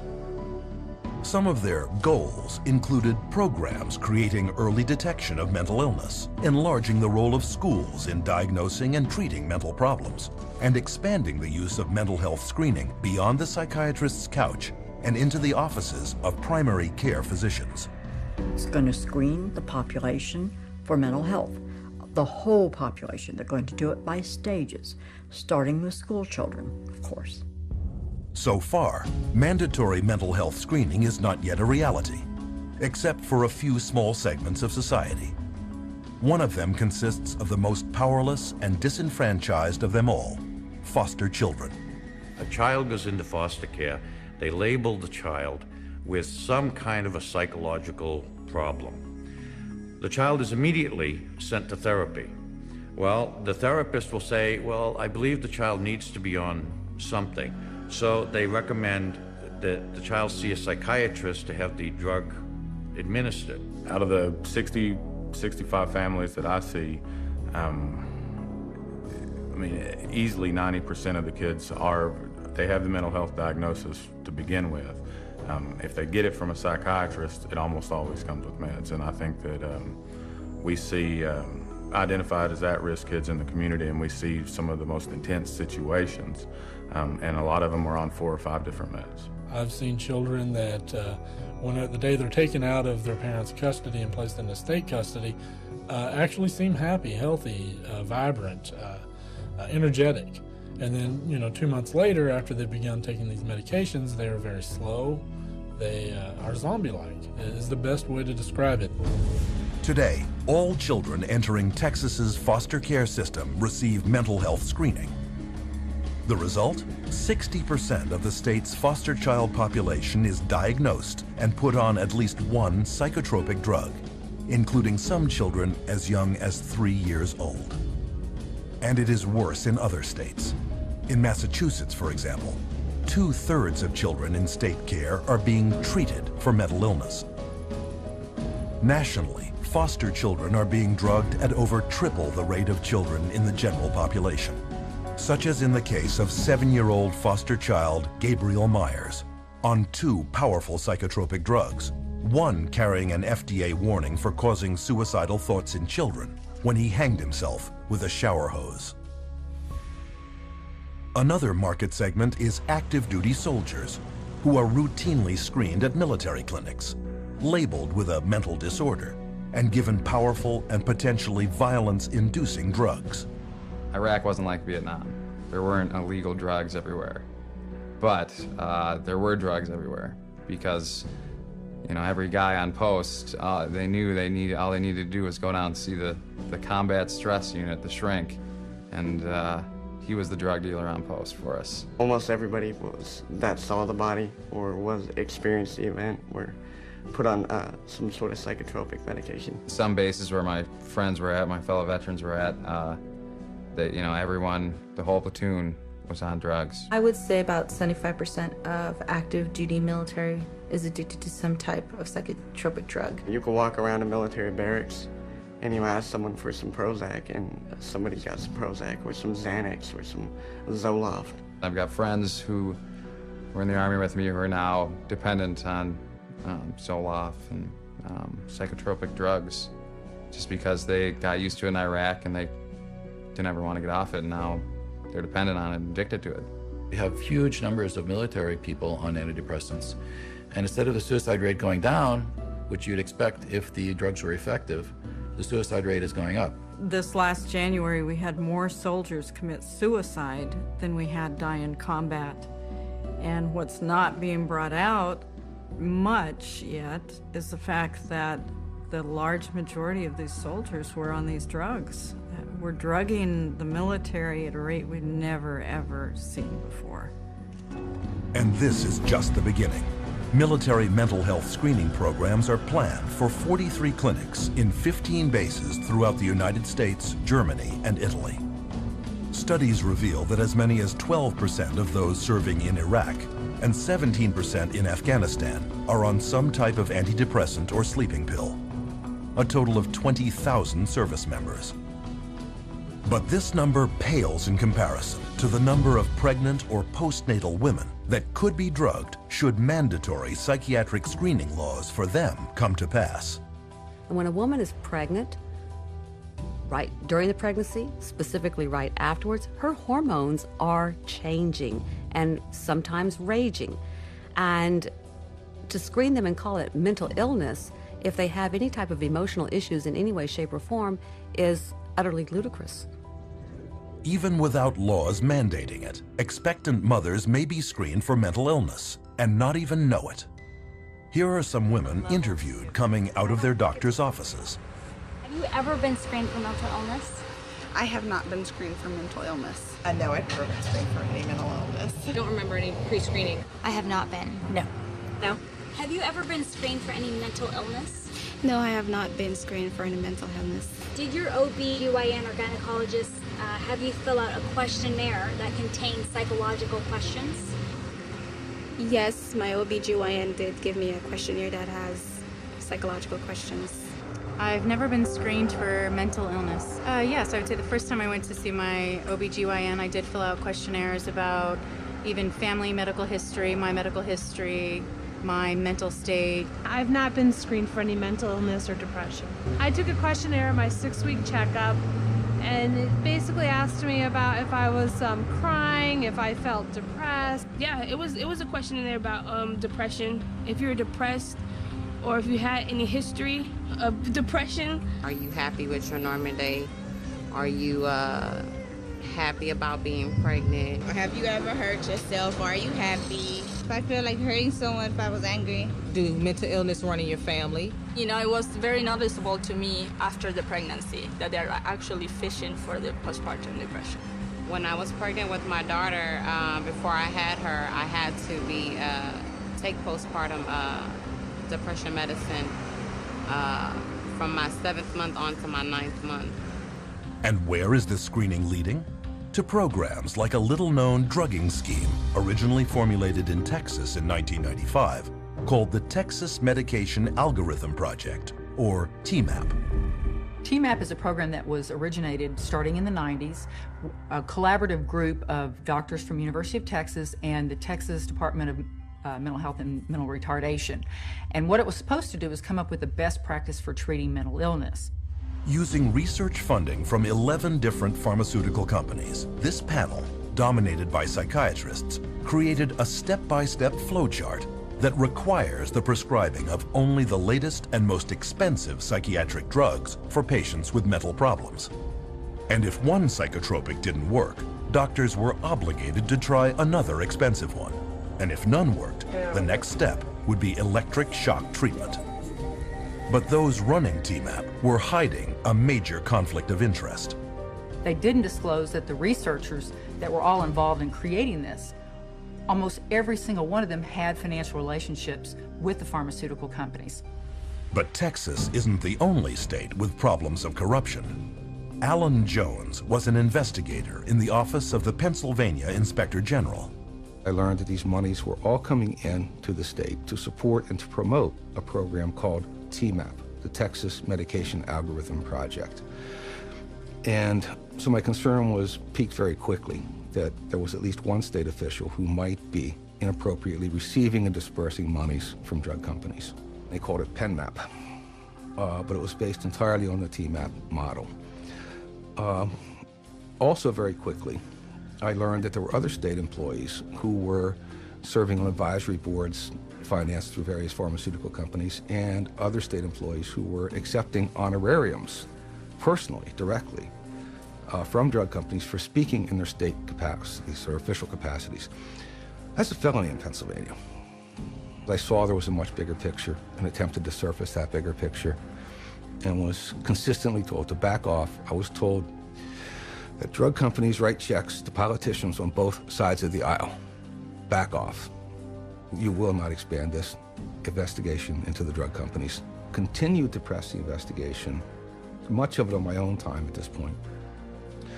I became increasingly alarmed that all of the drugs recommended by the TMAP program were exclusively the new patented atypical antipsychotics for schizophrenia and all of the brand new patented SSRI antidepressants.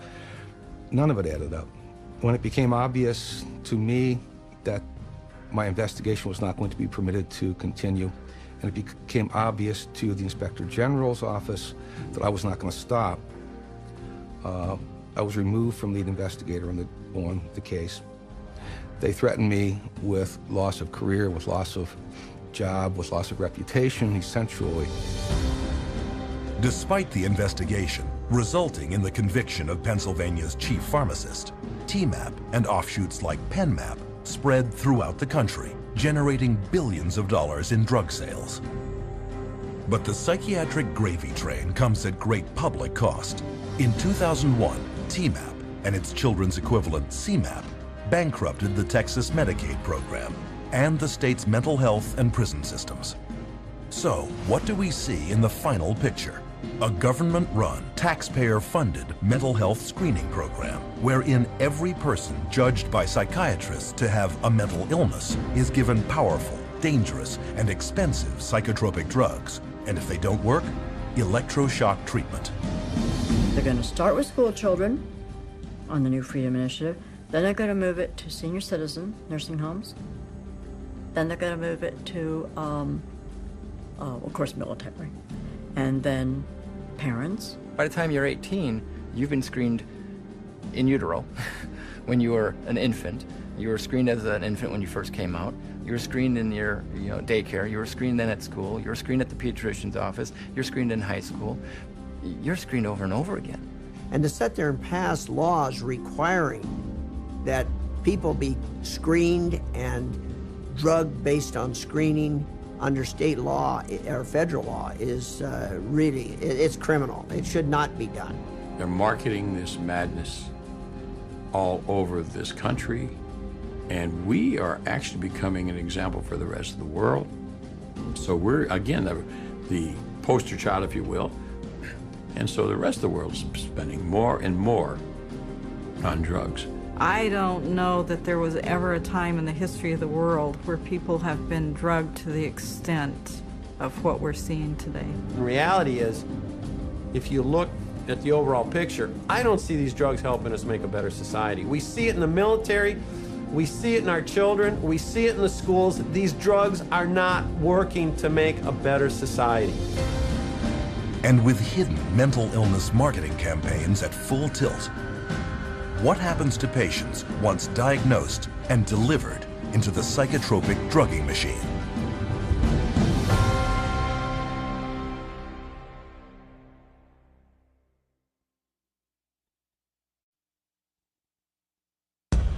If drugs are being sold as safe and effective by psychiatrists and drug companies, why is it that we are seeing an alarming increase in consumer-reported adverse side effects? What are psychiatrists not telling us?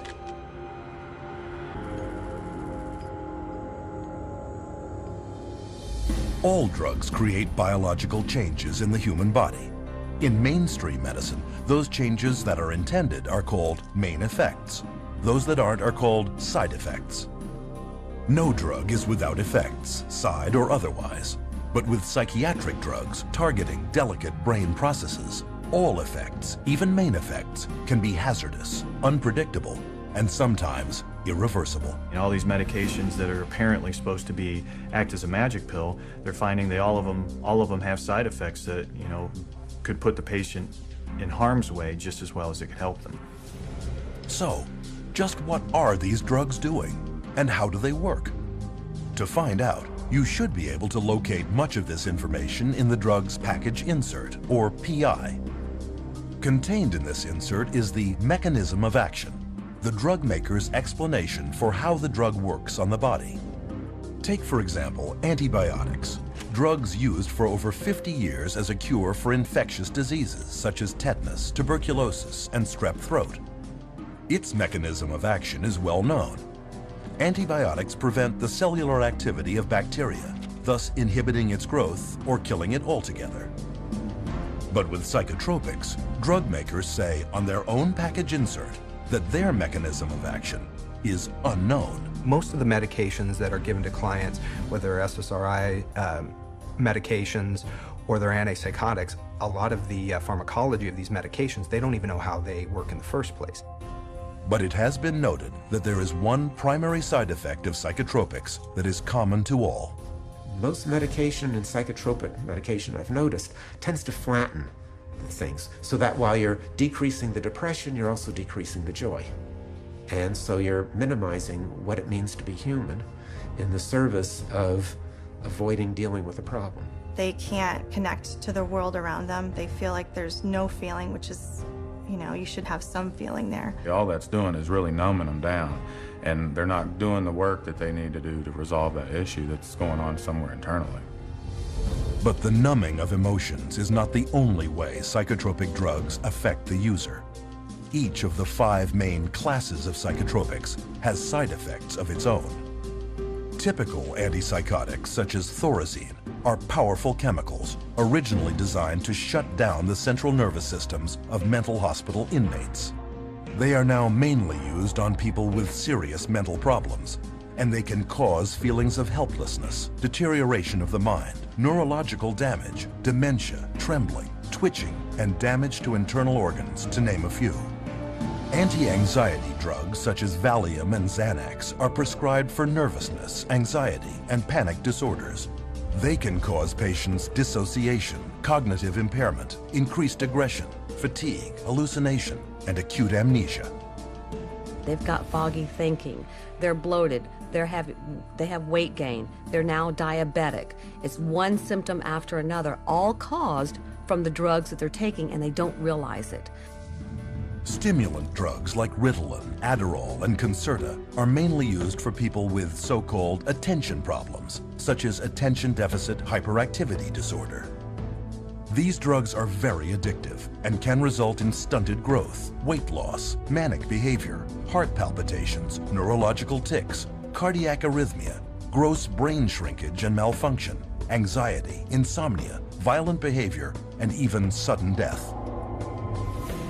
Ritalin, a stimulant commonly prescribed to children, acts on the body in a very similar way to cocaine, but is far more potent. And recent studies show that it can cause permanent changes in children's developing brains. So you're going to have problems, and it is shown that some of these medications, particularly the stimulants that they're giving, like Ritalin and Concerta, all the ADHD medications actually shrink brain tissue. They know that these psychiatric drugs destroy cells, destroy brain cells, shrink brain tissue. How can that possibly ever benefit anyone? It can't. That's the simplicity. It's not possible. Antidepressants are a fourth class of psychotropic drug. As their name suggests, they are used to treat depression and mood disorders. The list of side effects includes blurred vision, dry mouth, low blood pressure, internal bleeding, weight gain, sleep disturbance, seizures, impaired cardiac function, and psychosis. The most common thing that I see is the sexual dysfunction.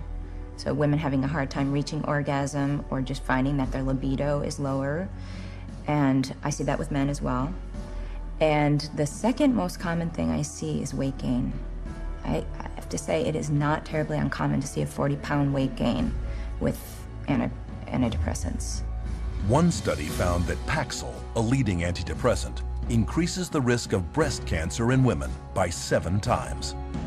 Perhaps riskiest of all is the drugging of pregnant or postnatal women with antidepressants for depression. When the mother takes the drugs, the psychiatric drugs, or any type of drug in that, like an antidepressant or an anti-anxiety or an antipsychotic drug, that's going to affect the baby as well as the mother, not just the mom, because the baby's going to get it straight through the umbilical cord, through the bloodstream.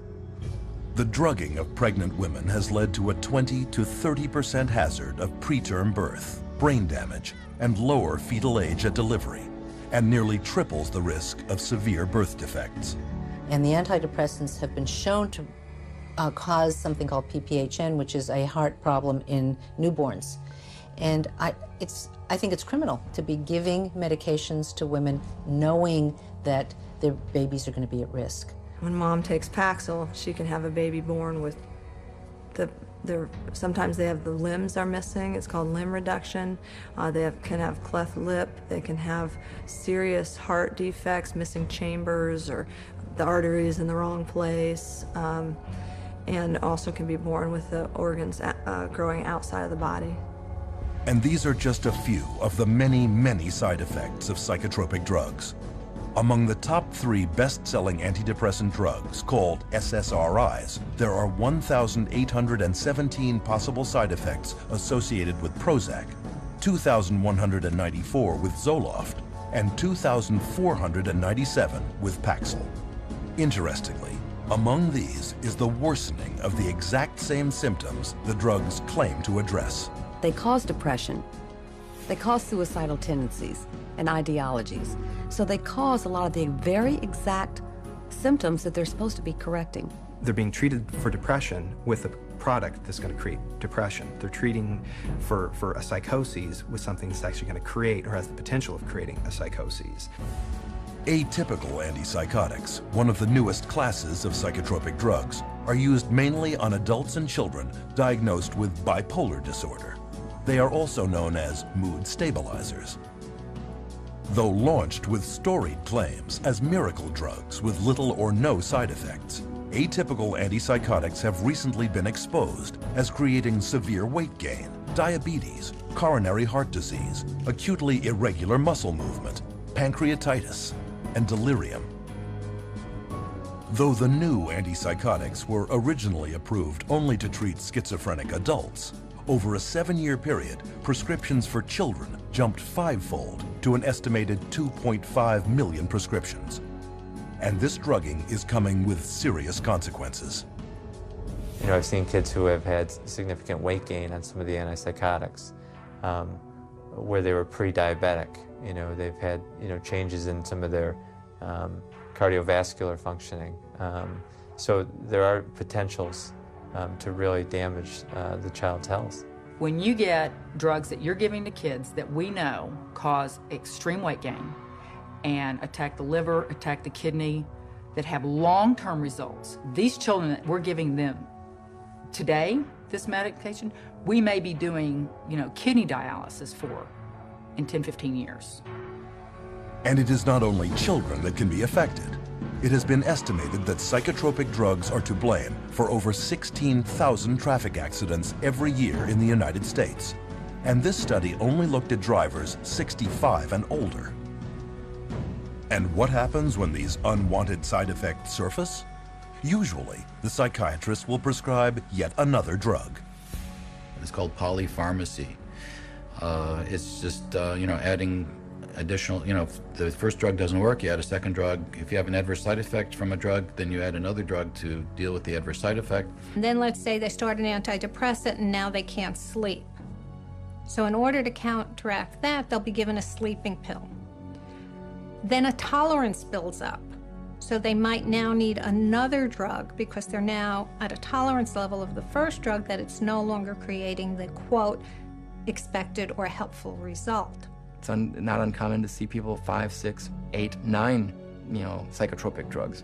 And there's absolutely not a shred of research that supports that these drugs can be used safely and effectively in combination.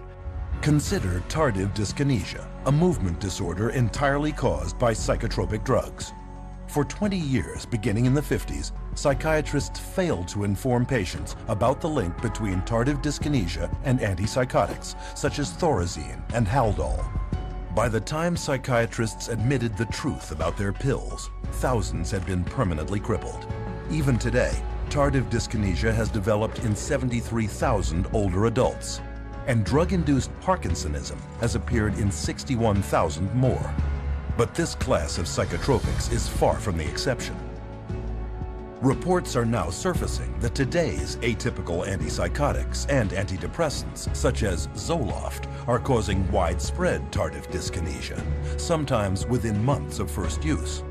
But psychiatrists and drug companies continue to dispute this damning new evidence and go on prescribing these drugs, even to children.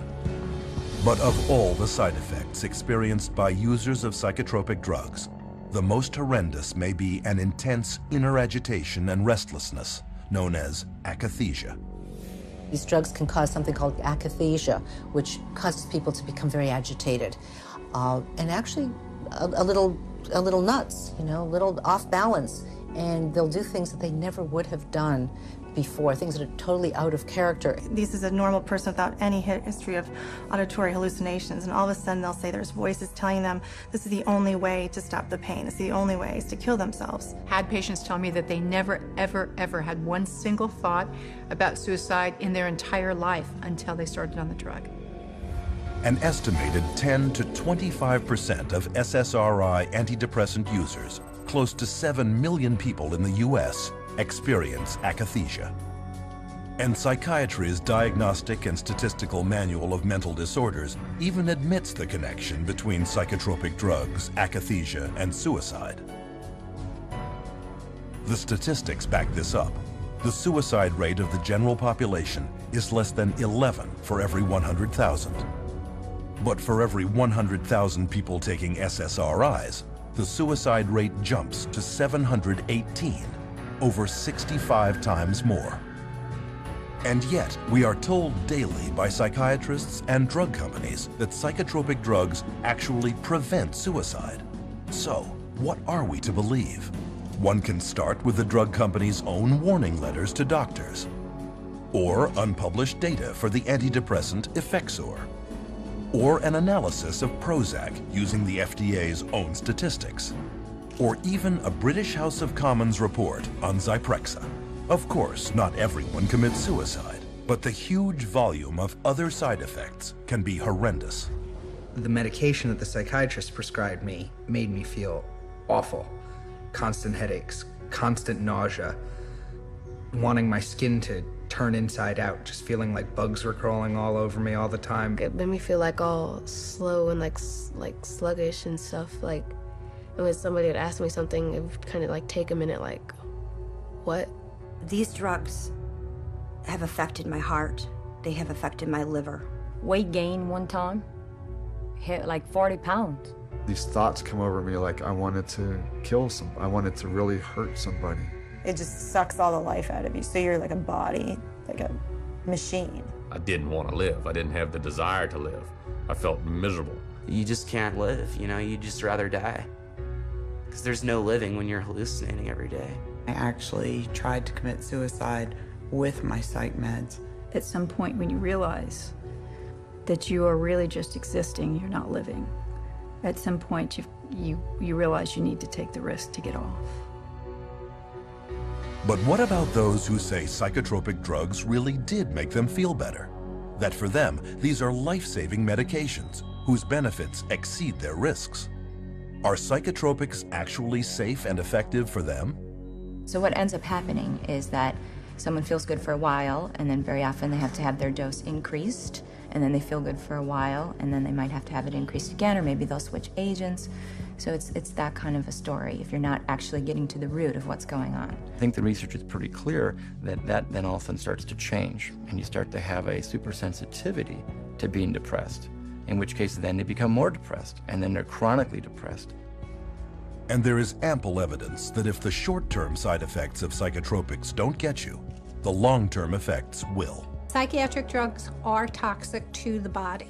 They do build up in the body and add to the body's reserve and reservoir of toxins that will suppress the immune system, and the body will try and fight them as foreign objects. If they're on these medications for years and years and years, I mean, one of the things that we know about adults and some of the, for bipolar and schizophrenia is that they're dying at younger ages, and these are adults. So if we're starting this medication approach with young kids, what is their life expectancy going to be? No one's really examined it or is looking at the big picture, which is what's it really do to a society with a proliferation of mood-altering, emotion-altering, or blunting in a society at large. And I think we're going to really see a huge, huge increase in violence and suicide and a lot of bizarre behaviors that we haven't seen, because for a very short period of time, only in the last 60 years, have we really started medicating, intoxicating our brains with these incredibly toxic substances. The very real probability of significant long and short-term side effects should give anyone considering taking psychotropic drugs great pause. But what about those already taking them, who, no matter how hard they try, cannot get off?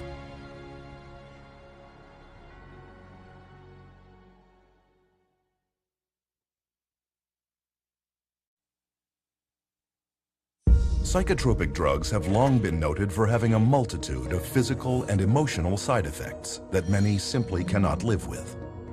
But if side effects from psychotropics are so bad, why do some people continue to take them?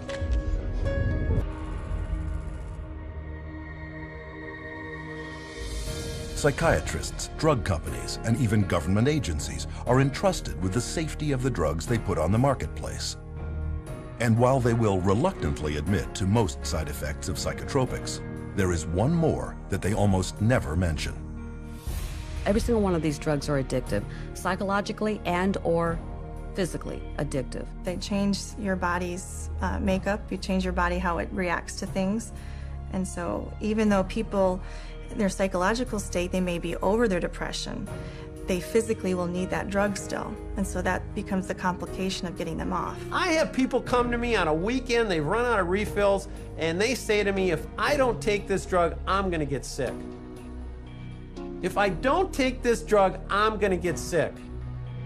We don't talk about psychologically, we don't talk about depression, we don't talk about anxiety. I am going to get sick if I don't take this drug this weekend.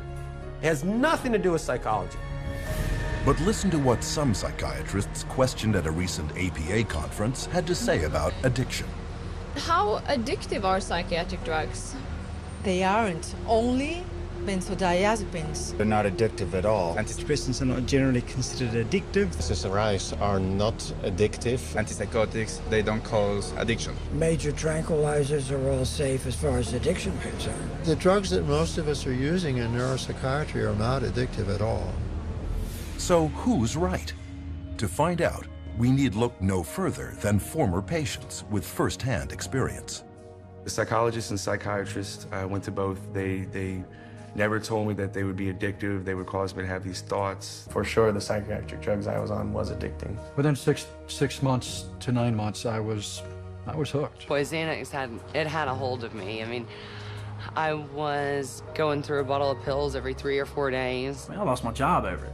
Over a prescription drug that's not supposed to be addictive, lost my job. The reality is that it is addicting. It will wreck a person's life. This conflict on addiction all comes down to a definition of words. Most people think of addiction as an uncontrollable psychological or physical need for a certain substance. But not psychiatrists. They define addiction as the craving of a higher and higher dose of the same drug, while the uncontrollable need to keep taking a drug is categorized only as dependence.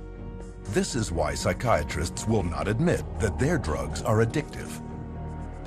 In their definition, a very small percentage of people become addicted. The reality is a large percentage of people can't get off these drugs, and they call that dependence. It's all a matter of how they term it. And when you look at addiction, it could be that their tolerance increases and their needs and wants to use the medications increase, or it could be they simply, once they start on the medication, they're not able to come off of it without help. They try to, and as soon as they try to come off the medications, they start to have symptoms that are unwanted and obviously keep them wanting to take the medications again. When you explain to them how addictive it is, they are surprised because they're like, well, it's a prescription.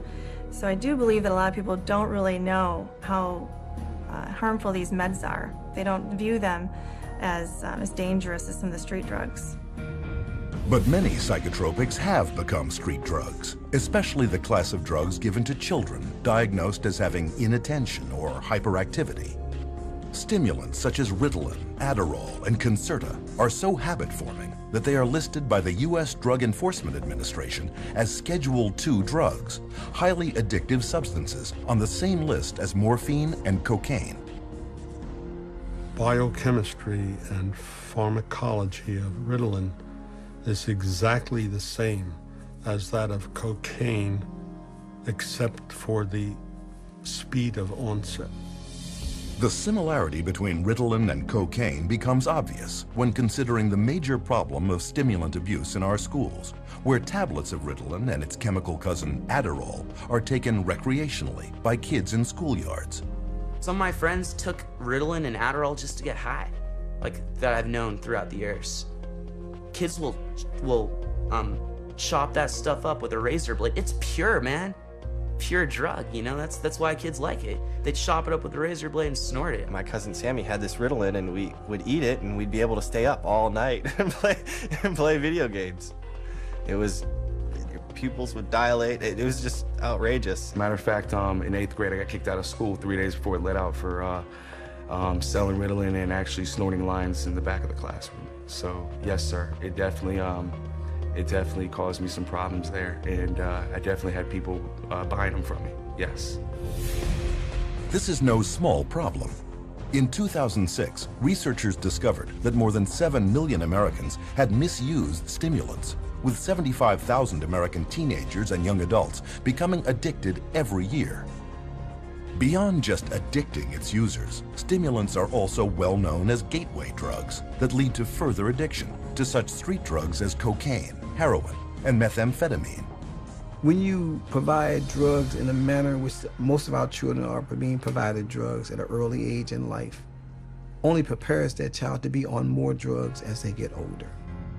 And yet in several recent publications, psychiatrists actually encourage children labeled ADHD to take stimulants to reduce future dependencies on cocaine and other street drugs. But evidence shows that not only is this theory unfounded, but the reverse is true. When I've spoken to people who are methamphetamine addicts, they said that the drug that they started taking almost consistently was Ritalin. The longer a child is on Ritalin, the more the likelihood that they may become addicted, whether it's Ritalin or Concerta or Adderall, okay, or a number of other drugs. Stimulants aren't the only psychotropic drugs carrying a high potential for addiction. Benzodiazepines, for example, are tranquilizers that can become addictive within 14 days.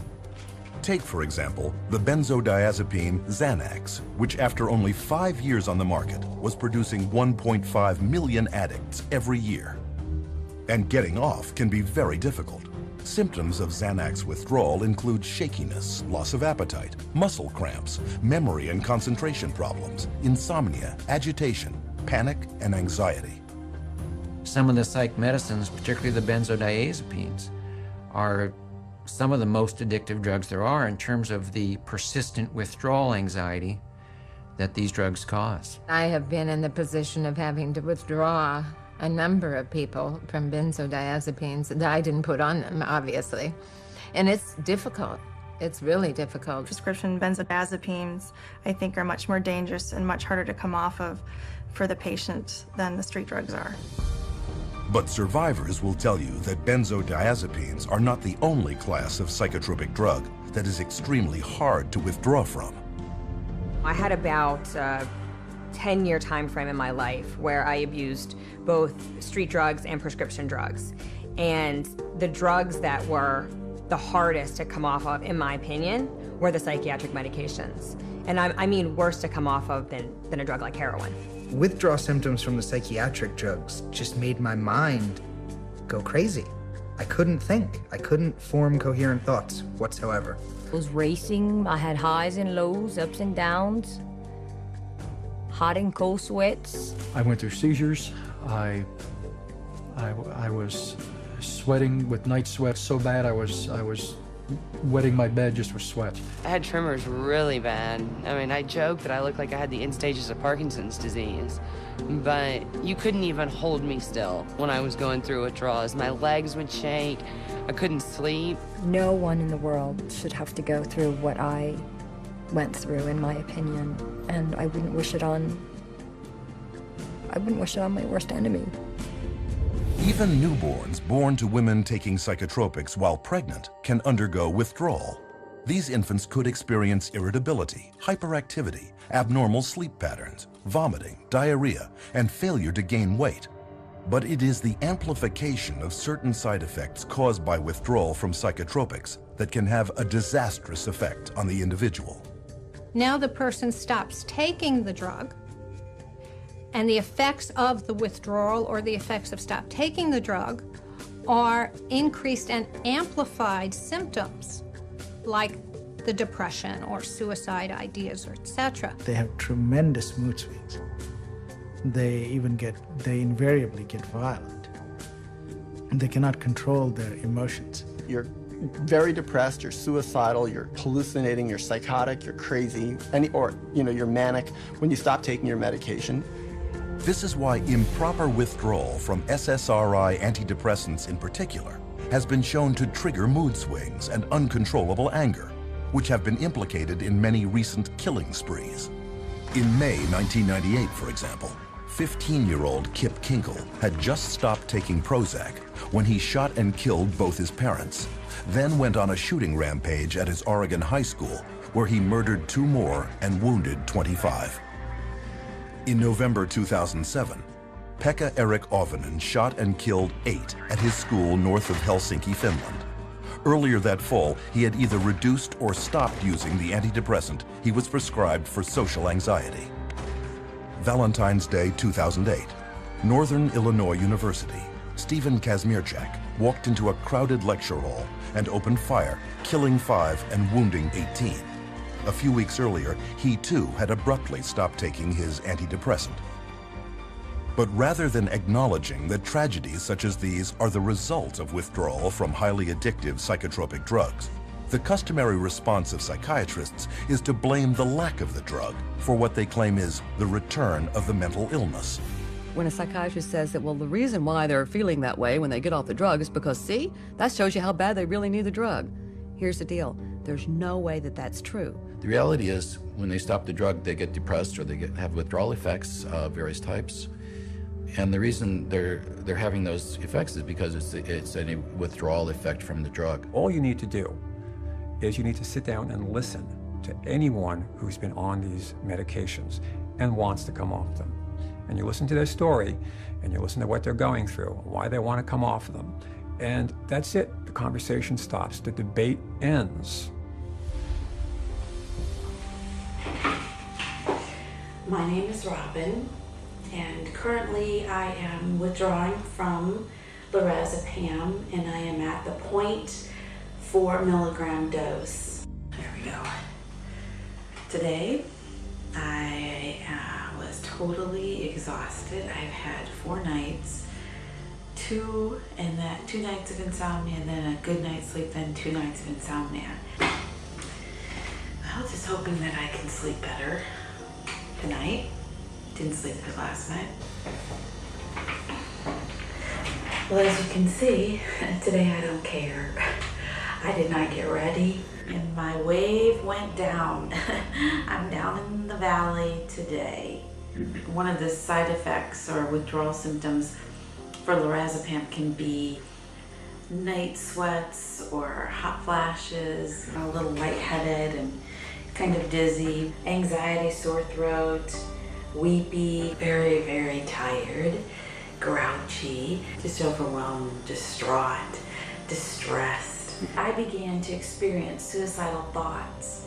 I think I've said a little bit to my husband, but he was already worried enough.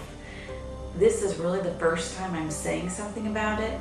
I feel like I could have a nervous breakdown. You know, there are just times like I hit a brick wall and I can't do it anymore. It's going to take another, maybe 18, 19, 20 weeks to get off of it.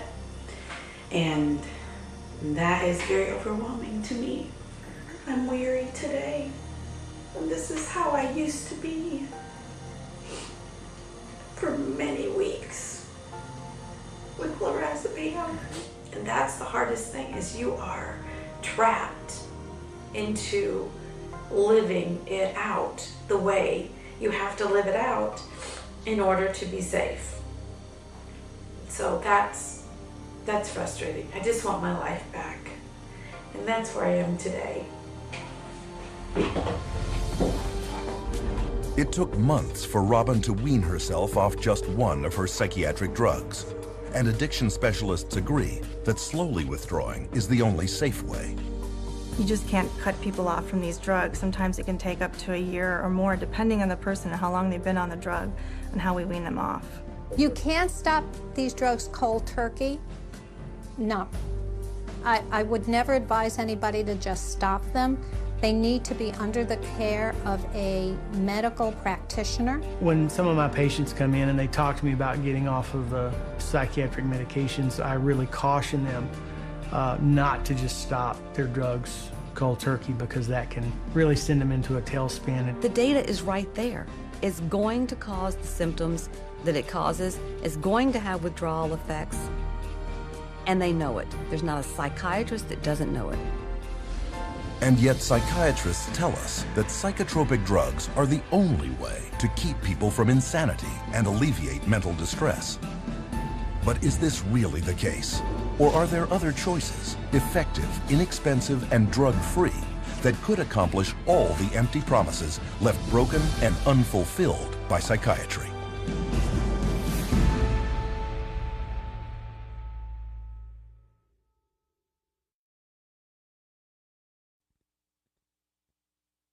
After all that we have seen, should we believe psychiatrists when they claim that just around the corner is their next new breakthrough?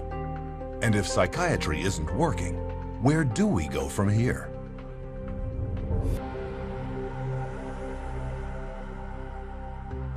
When we look over the landscape, one question becomes clear. How can anyone trust psychiatrists with their mental health? Even psychiatrists interviewed at a recent convention of the American Psychiatric Association readily admit they have no answers. What is the answer to mental illness? That's too broad of a question to answer. What's the answer to mental illness? I don't think there are any answers to mental illness. We still need a better answer than the one we have now for mental illness. I can't even understand the question. There's no real answer. You can't. These are like chronic problems. You can't just cure somebody. Since psychiatry has no answers, how do we care for those with very real and severe psychological problems? There are, in fact, many, many answers, but you will never hear about them from psychiatrists who prescribe psychotropic drugs. One solution was the Soteria Project, formed in 1971 by Dr. Lauren Mosher, then head schizophrenia researcher at the National Institute of Mental Health. Lauren Mosher developed this program, through NIMH to look at this because they were starting to have in the research a debate about whether the medications were actually being helpful or whether they were actually causing some problems. They would create a community-based center where people diagnosed with schizophrenia could go. It was going to be non-drug oriented because he didn't believe that psychiatric drugs were the answer to schizophrenia. It provided a place to where there could be people there who would be supportive and be there during the time they have a crisis. Instead of medicating them, be there with them and help them through it. And the results were staggering. Soteria residents did significantly better than their peers who were on drugs, with far fewer readmissions. The success of Soteria House proved that understanding and compassion could relieve mental turmoil far better than psychiatric treatment, and without the nasty side effects. But despite this, Dr. Mosher's breakthrough would soon be utterly rejected by a psychiatric community dependent on psychotropic drugs and pharmaceutical money. In Dr. Mosher's 1998 resignation letter to the American Psychiatric Association, he wrote, "Psychiatry has been almost completely bought out by the drug companies. We condone and promote the widespread use and misuse of toxic chemicals that we know have serious long-term effects. Is psychiatry a hoax as practiced today? Unfortunately, the answer is mostly yes." When people ask me about why aren't there more places to get this type of treatment and why is biopsychiatry kind of taken over, if they were effective, why did they go away? And I really think that it goes back to the question of money. Between political pressure exerted by the psychiatric establishment and a lack of funding, refuges like Soteria are few and far between. But they can be found, and the truly troubled can and do recover. But what about common, everyday mental or emotional distresses, such as depression or mood swings? Without using psychiatry, how can we treat those? It's easier than one might think, since there is ample evidence that well over half of all psychiatric problems are actually caused by an underlying, undetected physical condition. I would say nearly 100% of the time when someone comes in wishing to get off of an antidepressant, I find some underlying issues that weren't addressed originally that may have contributed or else caused their mood disorder. And you start to look at all the different factors in their life, a lot of times you can find that there's multiple different reasons that someone's not feeling well. Viruses can cause depression. Digestive issues can cause depression and anxiety. Iron deficiency is very connected to depression. One of the effects of pesticide poisoning is depression. Little children, if they get a streptococcal infection, can become obsessive and compulsive. I've seen people with bipolar disorder, manic depression, who have food allergies. Pretty much any kind of psychiatric problem can be associated with a low thyroid state. A ton of difficulties that a person has that can manifest itself as a supposed mental illness, but you fix the hormone, you fix the gland, you fix the nutrition. Miraculously, you can also fix the quote-unquote mental illness. Why a psychiatrist cannot get to the root of a person's problem, that's the million-dollar question. I have absolutely no idea. They could. They learn it in school. They could just as easily run a blood test as I could run a blood test. They could run all the diagnostic tests I can. They study anatomy, physiology, pathophysiology. They just choose on their own to treat symptoms. What about others whose psychological problem is not due to an underlying physical problem? Divorcing parents, a change in babysitters, moving in the middle of a school year. Those can cause disruptions in the normal flow of sitting in a class and paying attention. Good things are seen as stressful as bad things. Buying a house can be as stressful as losing a house. Getting married can be as stressful as getting divorced. But it may be some situational anxiety, situational depression that would have resolved on its own years ago. And the patient's been on medicine for years. Well, it is ridiculous to think that normal depression or grief from normal life circumstances should be treated with medication. We didn't think this way before we had them, because people just took it for granted that life was difficult at times. It was stressful, painful, and, difficult emotions, be they anger, pain, sadness, grief. All these things are normal reactions, and to cover that up with medication is really to turn your back on what makes us human beings, which is our emotions. Of course, serious mental problems do, at times, require the assistance of others. But because of the massive money power of pharmaceutical companies that keeps paid psychiatrists propped up in positions of influence over the public, the media, and the rest of the medical field, the only treatment you will ever hear of is psychotropic drugs. But there is one thing the consumer can do: insist on full and accurate informed consent. Informed consent boils down to the patient must be told about their diagnosis and what the risks and benefits and alternatives are to the treatment. Risks and benefits and alternatives to the treatment, risks, benefits, and alternatives to not treatment. So what are the key points of informed consent when it comes to psychotropic drugs? 1. Psychiatric disorders are not actual diseases requiring medical treatment. 2. There is no scientific proof that psychiatric drugs resolve or cure any mental problems. 3. Psychiatric drugs mask symptoms and come with severe short and long-term side effects. 4. Psychiatric drugs can cause dependency and addiction. 5. Most mental problems are caused by an underlying physical illness. 6. No matter how severe the emotional or psychological distress, there are many effective options that do not involve psychiatric drugs. Unfortunately, these points are rarely told to patients. I have over 2,000 clients, and I can honestly say 100% of them that have come to me, it has either been suggested that they take psychiatric drugs or they actually have taken them. And probably 70 to 80% have actually fallen into the trap and taken the psychiatric drugs because they didn't know what else to do. 50% of patients who are not treated for depression come out of it on their own without any therapy. Okay, that's never on an informed consent, but it is a fact. So, there's never a full informed consent. But the truth is coming out. 14 U.S. state laws now severely restrict the psychiatric labeling and drugging of children. And a 2004 federal law prohibits school personnel from forcing parents to medicate their sons or daughters with psychotropics. Meanwhile, the U.S. Food and Drug Administration has slapped their black box warning label on antidepressants for suicide in children and teenagers, and another warning on stimulants for heart attack, stroke, and sudden death in people of all ages. On another front, psychiatric survivors are now successfully pursuing legal remedies for the crippling effects of psychotropic drugs. Since 2005, there have been 50,000 individual product liability and personal injury lawsuits filed against drug companies for damage caused by psychotropic drugs, an average of 34 suits a day.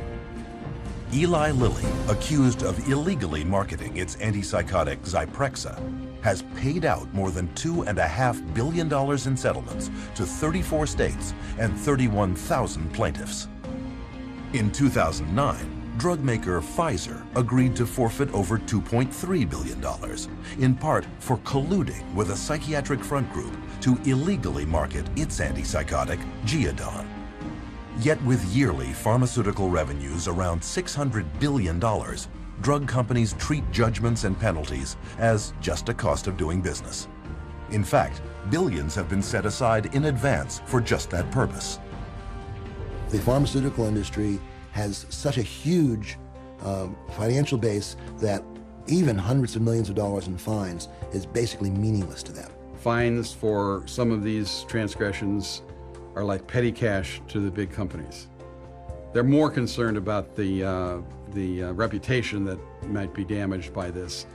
The main thing they do there is just try to hide the fact, and the quickest way to hide the fact is to quickly pay the fine and get out of town.